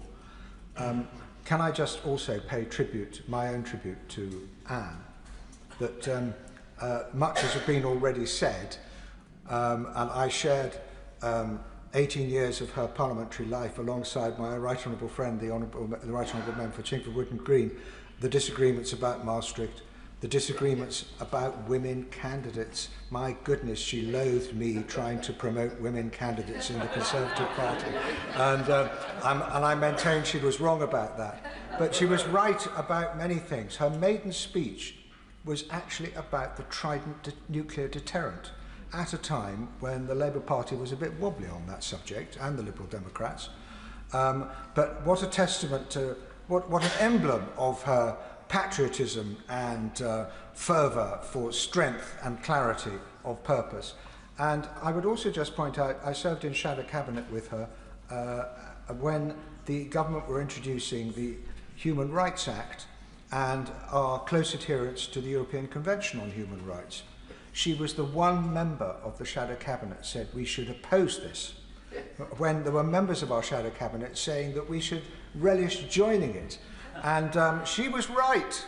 And her prescience has often invited derision from others. But she was right on that score. We're learning the lessons that she left behind in her life. Maybe other parties will learn them too. Yeah, well said. Well, let me say to the honourable gentleman that was also a very moving tribute to someone that he clearly was very fond of and worked with very, very closely. He is dared to say that she was wrong. Perhaps if we listen clearly, we can hear her saying something in response to him that was probably quite forceful in its own way. Let me say to him, I take very seriously, and I know Mr Speaker takes very seriously, the security of all members of Parliament. And actually, as we consider what has happened to Ann Widdecombe, we now must, I think, live up to our responsibilities for former members of Parliament as well. And let me just assure him I will take my duties in that regard very seriously. I do not want it to be the case that you are more likely to die a violent death if you are a member of this great House. This great House has great public servants in it from all over the country, from every party, and the public service of all members of this House is something without which our country cannot do, and it is incumbent on all of us to protect that for this generation and for generations to come. Alan Gemmell. Madam Deputy Speaker, my thoughts and condolences are with the family and friends of Ann Widdecombe and the colleagues who worked closely with her on the benches opposite. It's hard not to see the murder of an ex-MP as an attempted attack on this place and our way of life, but we must not let it have a chilling effect on those who want to stand for public office. Can I thank Madam Deputy Speaker, Mr Speaker, for the time he took with new intake MPs in 24 to give us his hints and tips and also really focus on security. And could also thank the Home Secretary for looking at the safety and risks for ex-MPs. As someone who's in almost daily contact with one of their predecessors, I'm sure it will come up in our next phone call. And can I let the member for Boston and Skegness know I have a call with the Scotch Whisky Association this afternoon, who I think want to talk about the FTA, but I'll very happily talk about Widow's Whisky. Does the Home Secretary agree we must do all we can to ensure that people are not put off standing in public life, particularly with online hate and the increasing violence that we see on doors and in our society? Well, my honourable friend is absolutely right. We all must do more. Let me assure him the government will work closely with Mr Speaker and the Parliamentary Security Department to make sure that we're doing everything that we can. But as I said in answer to other questions during the statement, as a society, I think we have to take a stronger position on the right boundary between contested debate and then unacceptable behaviour and abuse online. And I know that we'll have more work to do in this space. Ellie Chams. Thank you, Madam Deputy Speaker. On behalf of the Green Party, I'd like to say how shocked and saddened and horrified I am by Ann Widdecombe's horrific death, her brutal murder. And my sincere condolences go to her friends and family and all who knew her and loved her, including colleagues in this House.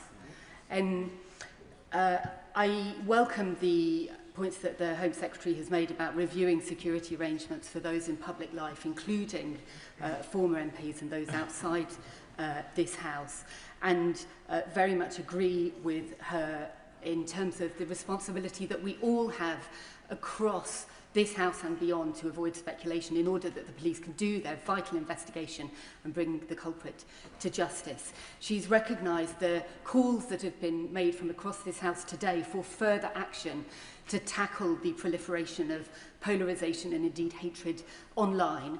And can I press her further to set a timescale for taking that further action in order to protect not only the safety and security of all those in public life, but the fundamentals of our democracy? Thank you.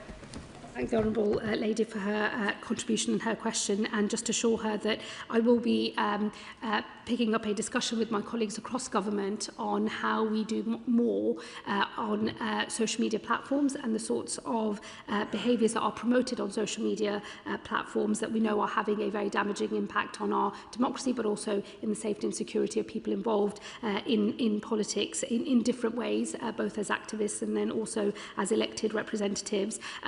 Specifically, I will be discussing this matter with colleagues in the Department for Science, Innovation and Technology, in DCIT and others, and I will ensure that the House is updated soon after the summer recess. Al Collins. Thank you, Madam Deputy Speaker. I'd just like to echo the thoughtful and meaningful comments across the House today. Now, I didn't know Ann Widdecombe, but I definitely knew what she stood for. Public service. She was a unique character and an amazing public servant of many years of sacrifice. How have we ended up in a position of where an individual or individuals collectively across the House spent so much time and effort into public service, but yet we are at risk? One of the reasons is that when we were young, Madam Deputy Speaker, we would walk into a library and the librarian indeed was apolitical. She or he would allow us to read whatever we wanted within a set boundary. But now, Madam Deputy Speaker, that librarian is no longer apolitical, it's an algorithm. And that algorithm is bought for by anyone from American tech bros to Russia and China and others. It's not a 4 or 5 different threats, they're one consistent threat, and one that is swaying the minds of large chunks of populations across the globe. So I was wondering if the Home Secretary could give me some detail on how we're clamping down on some of that adversarial and nefarious activity and making online activity much safer.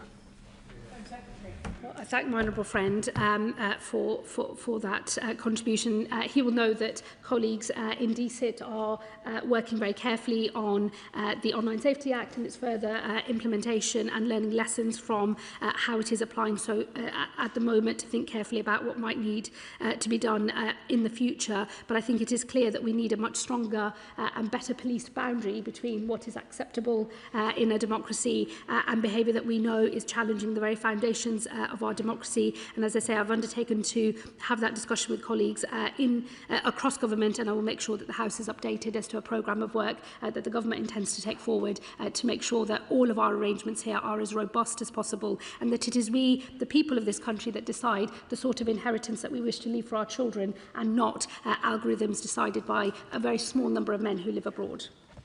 Mark Francois. Thank you, Madam Deputy Speaker. Can I thank both frontbenchers for their very touching tributes to Anne?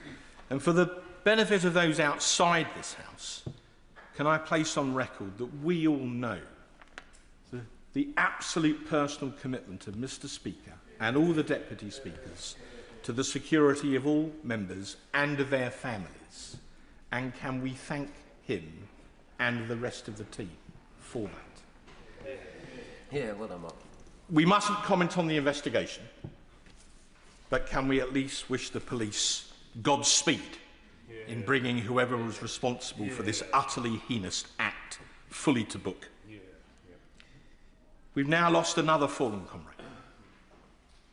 Drew Cox, Sir David Amos, and now Anne, and years ago others to Republican terrorism too. This is a challenge for all of us and for our loved ones.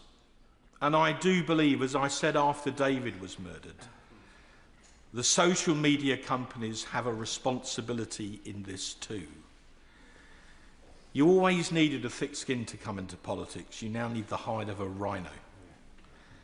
And they could do something to calm down the level of hate to which honourable members and their families are exposed online. And I look to the Home Secretary in the hope that something positive could be done there. Ann Widdecombe was unmissable. She was a one-woman nuclear deterrent. Whether she was debating in the House of Commons or arriving on Strictly by zipwire. I saw her only about 3 weeks ago at a breakfast meeting, and she was in fine fettle that morning. I knew her through Sir David. They were great friends. They came in a similar era in the 1980s. They had a strong bond via the Catholic faith. They got on extremely well. I appeared in a number of photographs with both Sir David and Anne down the years, but for some reason I was never asked to remove my shoes. I have one brief anecdote. In 2010, having obviously upset someone in authority, I was made the government accommodation whip. And it was my responsibility to hand out officers. Now, anyone who's ever done this job will tell you it's not easy. And Anne, who had retired from the House, had a very, very attractive office overlooking Parliament Square. And that was on my list of one that I knew would be in high demand. So when I went along to check it out, I found Sir David already neatly ensconced in the office. And when I asked him how this had come about, he told me he was claiming squatters' rights, and moreover, that he had been bequeathed the office by Anne as a personal gift. And when I sought to remonstrate, he told me that if I didn't like that decision, I could take it up with her personally. At which point I decided that discretion was the better part of valour and withdrew. Right. She was remarkable. You couldn't argue with her. Well, you could try, but you never got very far. And she's the type of character that people deeply respected because she was absolutely consistent in her view, whether you agreed with her or not. And we have lost a distinguished and incredibly remarkable colleague in the most awful of circumstances. But Ann Widdecombe would tell us to keep calm and carry on. And I believe that's exactly what we should do. That was a very moving and funny set of memories from the honourable gentleman, very affecting. And let me say to him, keeping calm and carrying on are definitely words to live by, and we could all do with taking that lesson on board. And also let me just echo what he said in terms of our best wishes for the police as they continue this investigation. Godspeed. Suella Braverman. Speaker, Anne's tragic murder has shocked the nation. Dear Anne was the personification of political courage, patriotic tradition and the importance of faith. I got to know Anne through her immense support to the Amos family as Home Secretary when we unveiled that plaque, a poignant reminder of the threat facing our democracy today. And the nation has lost an exemplary public servant and a force of nature in Anne. Now, many people will be free to disagree with Anne's views, but some of the online comment that we've seen in the aftermath has been frankly disgusting. And when it's come from so-called reputable journalists, like those who work at Sky News, The Mail on Sunday, or when we've read some conspiracy theories, frankly, from The Times, we've also had a Labour MP apologise today for her intemperate comments. Does the Home Secretary agree with me that that kind of language only serves to worsen this problem that we're dealing with, not be part of the solution? And will she join me in urging some calm amongst the media and those on the left to afford Anne some dignity in her death, some respect to their opponents, instead of whipping up hatred? Well, let me say to the Honourable Lady, I have seen some, not all of the comments that she's referred to, but I have seen some of them and they were deplorable and completely unacceptable. I know an apology has been made in relation to one set of comments that was made on, I believe, on Sky News. I know that others have reacted with horror and anger at comments that were designed to denigrate Anne's political views and to deny her dignity in death. And let me say, I share with her an absolute revulsion to that behaviour towards an elderly woman who has lost her life in very distressing and deeply tragic circumstances. It has no place in our politics or in our national life, and I hope, and I know, in fact, that all members of this House will agree with that. And I would urge all, on every part of the political spectrum, wherever they may sit, to exercise calm and careful judgment before we hit the send button on a social media message. A little time, a little reflection is often the best thing in these circumstances. Mark Pritchard.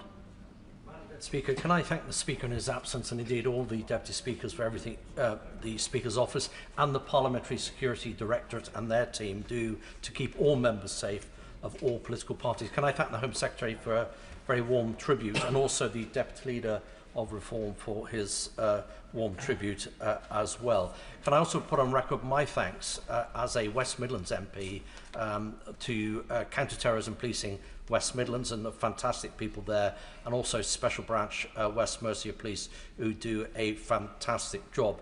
I've only been in the House 21 years, but it's only been in the last 2 or 3 years that I've had to take, if you like, serious and substantive security advice, and that is an unwelcome development and something that I think we all need to work together to tackle. There's been reference to technology companies. Of course, should we expect technology companies to act, given that some of the technology company owners don't even believe in democracy? They actually want to undo democracy in order they have ultimate power. That's not conspiracy, it's actually on the record. Some of them have stated that. And in defense of some of the mainstream media, particularly the, it's called Deadwood Press, and I've had my disagreements over the years, but they have to regulate with very limited resources. They have to regulate the comments that people put under stories. Why can't tech companies do it as well? For too long, the mainstream media in this country have been blamed for most of it, and in fact it is the tech companies who have more resources that should be doing more.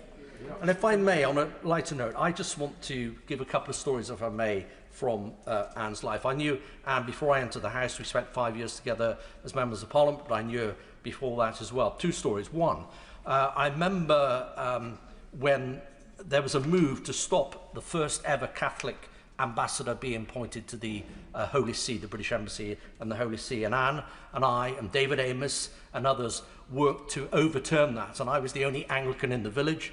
To paraphrase a Times diarist, a middle wicket Anglican at that, a very poor one, not literally poor, but well, actually both. But anyway, as the only Anglican in the village, I felt it was completely wrong, this discrimination against Catholics being appointed to the Vatican.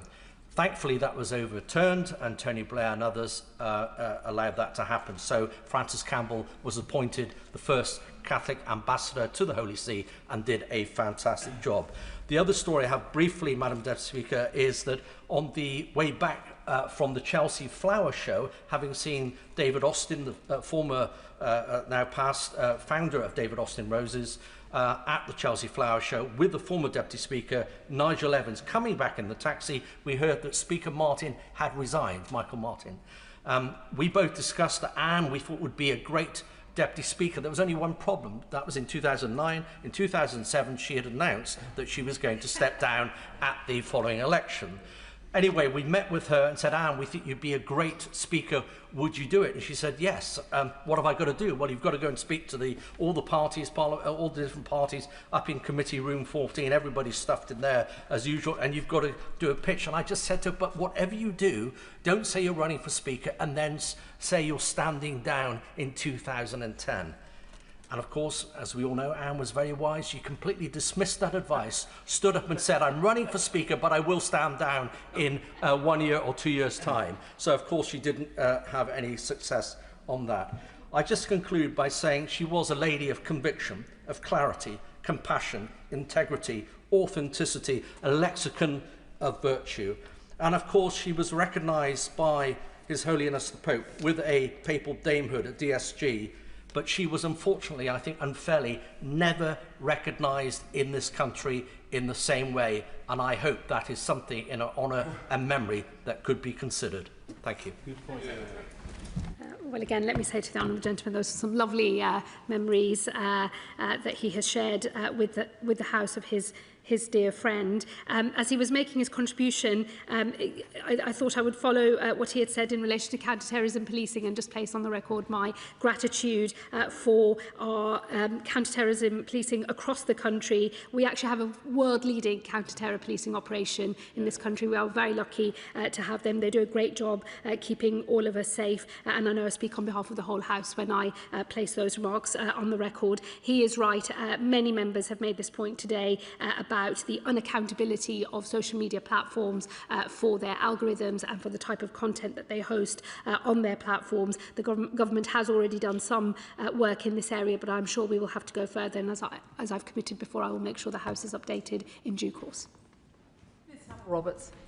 I speak on behalf of my party, Plaid Cymru. I think we will remember where we were when we heard the news once again that, in this case, a former member of Parliament, but somebody who lived the same lives as ourselves died in such a hideous, shocking way in the murder. And of course, it is the work of the police and the justice system now that must come first and foremost. And I was with North Wales Police in training many of their officers on Operation Bridger only on Friday afternoon, just before this happened. And I do commend them, but also I think we really need to know how difficult it is for the police, because what Operation Bridger does has to go down to the front line. The front line need to be alert to that. And I must also mention the importance of Operation Ford for Senedd members in Wales, other national parliaments elsewhere, and also for councillors, because the ability of elected representatives, all of us, to do our job by being available to meet constituents and speak directly to them is precious. We need to be alert to keeping that. The trust that goes with being able to meet people is precious. So does she agree with me that we're not just talking about protection for ourselves for this year, for a few years to come?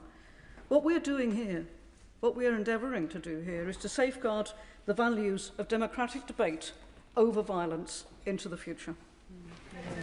I think the Honourable Lady is absolutely right. When I was first elected in 2010, I used to run an open, first-come, first-served advice surgery, and now that is no longer possible. And in the last few years, I've had to change, still offer advice surgeries, but on very different terms to when I first became a Member of Parliament. And it's a huge change, actually. It's entirely as a result of what happened to Joe Cox and to Sir David Amos. And it's a tragedy because it does change the way that you relate to your constituents. It is a very precious thing that we must protect, that connection between Members of Parliament and those that they represent, between councillors and those that they represent as well. That is the work that the Government and the Parliamentary Security Department, Mr Speaker, and all of his team here in the House are determined to see through, to make sure that even if there are some changes in the way we relate to our constituents, that we are still able to do so on terms that we would all recognise as good old British democracy at its best.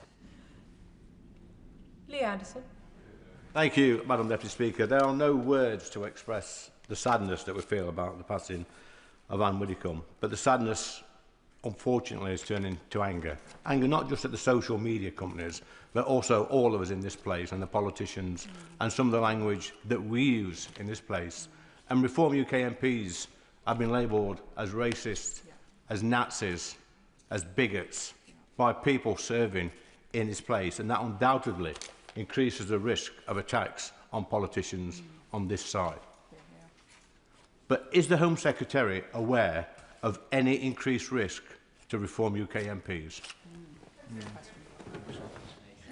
Let me say to the honourable gentleman, I think that it is important that all members of the House are careful and calm in the way that we describe other members of this House and the work done by other members in this House. I think that we have to imagine how we would feel if we were on the receiving end of that and try to treat others the way we wish to be treated ourselves. And I would certainly want to make sure that I say from this dispatch box for myself and for the government that any abuse or harassment of members of Parliament to other members of Parliament is unacceptable as well. We should all moderate our language. We also have to get the right balance in this place between fierce and contested political debate, which happens on both the right and the left of the spectrum, and then also making sure that we don't slip into behaviours that increase threat to any of our colleagues.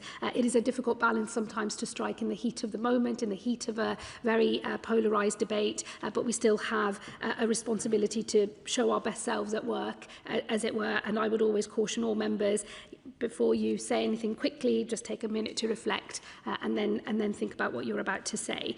Let me say to him on specific threat, no, I am not aware. He knows that I wouldn't ever comment on threats because, or indeed arrangements that are in place for any member or indeed others in public life only because to comment starts to affect the integrity of the overall system. But I will make sure, as I've said, that in relation to the leader of Reform UK, that he's offered a meeting with the independent chair of RAVEC to discuss specific issues relating to risk assessment. And if there are any other matters in relation to risk assessment, I know that the police are monitoring that very carefully and will discuss with all political parties in this House any additional changes that they might wish to make. Robert Jenrick. Can I join colleagues across the House in paying tribute to Anne, a woman who was brave, principled, kind and generous. I, like many others, will miss her enormously, even though on my first morning as a Member of Parliament, when I was the youngest MP, I met her in Westminster Hall and she asked me, am I here on work experience? I think I've eventually shed my MP nappies. The Home Secretary is the ultimate arbiter of what happened in the Home Office. She isn't powerless and no one would pretend so. Would she agree that it was unwise of the government to heavily reduce the security offered to the member for Clacton, given all that we know about his particular danger that is posed to him and to his family? Would she agree that, frankly, it shouldn't have taken the murder of Anne for him to be offered a meeting with the committee, and that many will conclude, perhaps unfairly, but nonetheless, that it is only because of the political views of the member for Clacton that he is placed in this position? And will she use her power as Home Secretary to make sure that the security that he and his family needs is put in place immediately? Yeah. Well, let me say to the Honourable Gentleman, he will know that it is an independent process within the Home Office that deals with the risk assessment and risk management of those in public life. I'm not going to compromise the integrity of those arrangements by commenting in any detail on specific instances. Let me simply say and observe, in the 10 months I've been in the Home Office, I have seen media reports in relation to various suggested risk assessments and risk mitigations. I have never commented whether to say something is true or false, simply because I believe that you should not breach that principle of not commenting so as to protect the integrity of the system. But the meeting has been offered. Let me assure him, in relation to RAVEC, it is and will always be fiercely independent. It must be, because the protection that is offered and the level of protection and the tactics of protection that are offered to people must never be based on a political assessment of who needs it, but an independent operational assessment of what risk is and how it is best managed. And I do think that that operational independence is incredibly important, and I will always maintain it and protect it. And I know the government as a whole will do so as well. Madam Deputy Speaker, and the death of Ann Widdecombe is incredibly shocking, and I didn't know Ann Widdecombe as an MP, but it's been a wonderful afternoon listening to colleagues from across this House share some of their memories. She is was clearly a formidable political leader, and of course we will always remember her as well as an entertainer. And my thoughts are with her family and her friends at this incredibly difficult time. But her death is, I think, also a devastating reminder about the problem that all of us in this place, of all elected members and in particular councillors as well, all face on a day-to-day basis while we try to serve the communities that we love and we have been elected to serve. And I think it has come across very clearly in this chamber that we all want to and need to do more to protect each other and our democracy. And particularly reflecting on councillors, I speak a lot to my councillors in Guildford and also as the local government spokesperson to councillors from across the country. And the stories I hear are horrendous.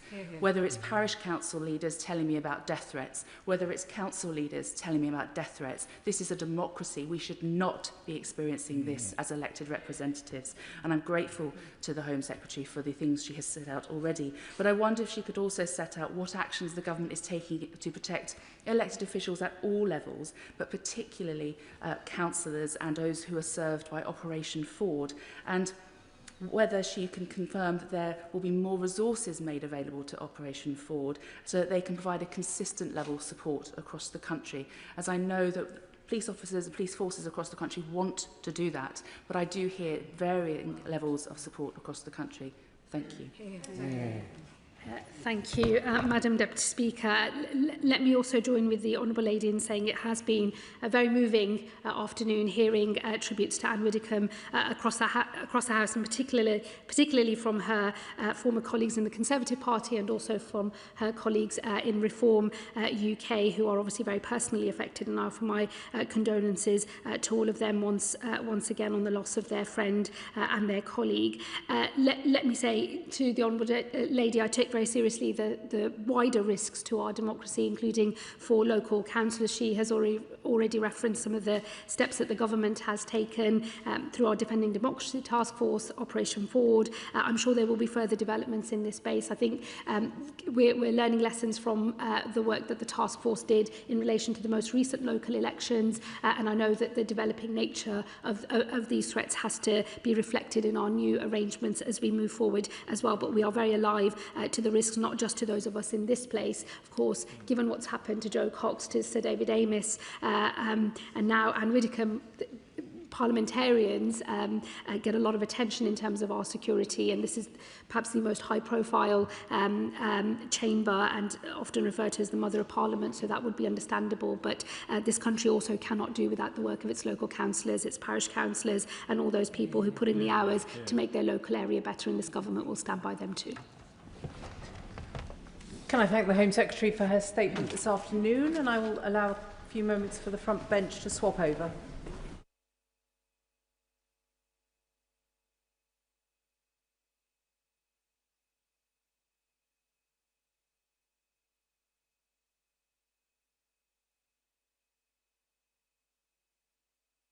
Brings us to a statement on the state of nature and climate 2026. Minister Mary Cray. Thank you.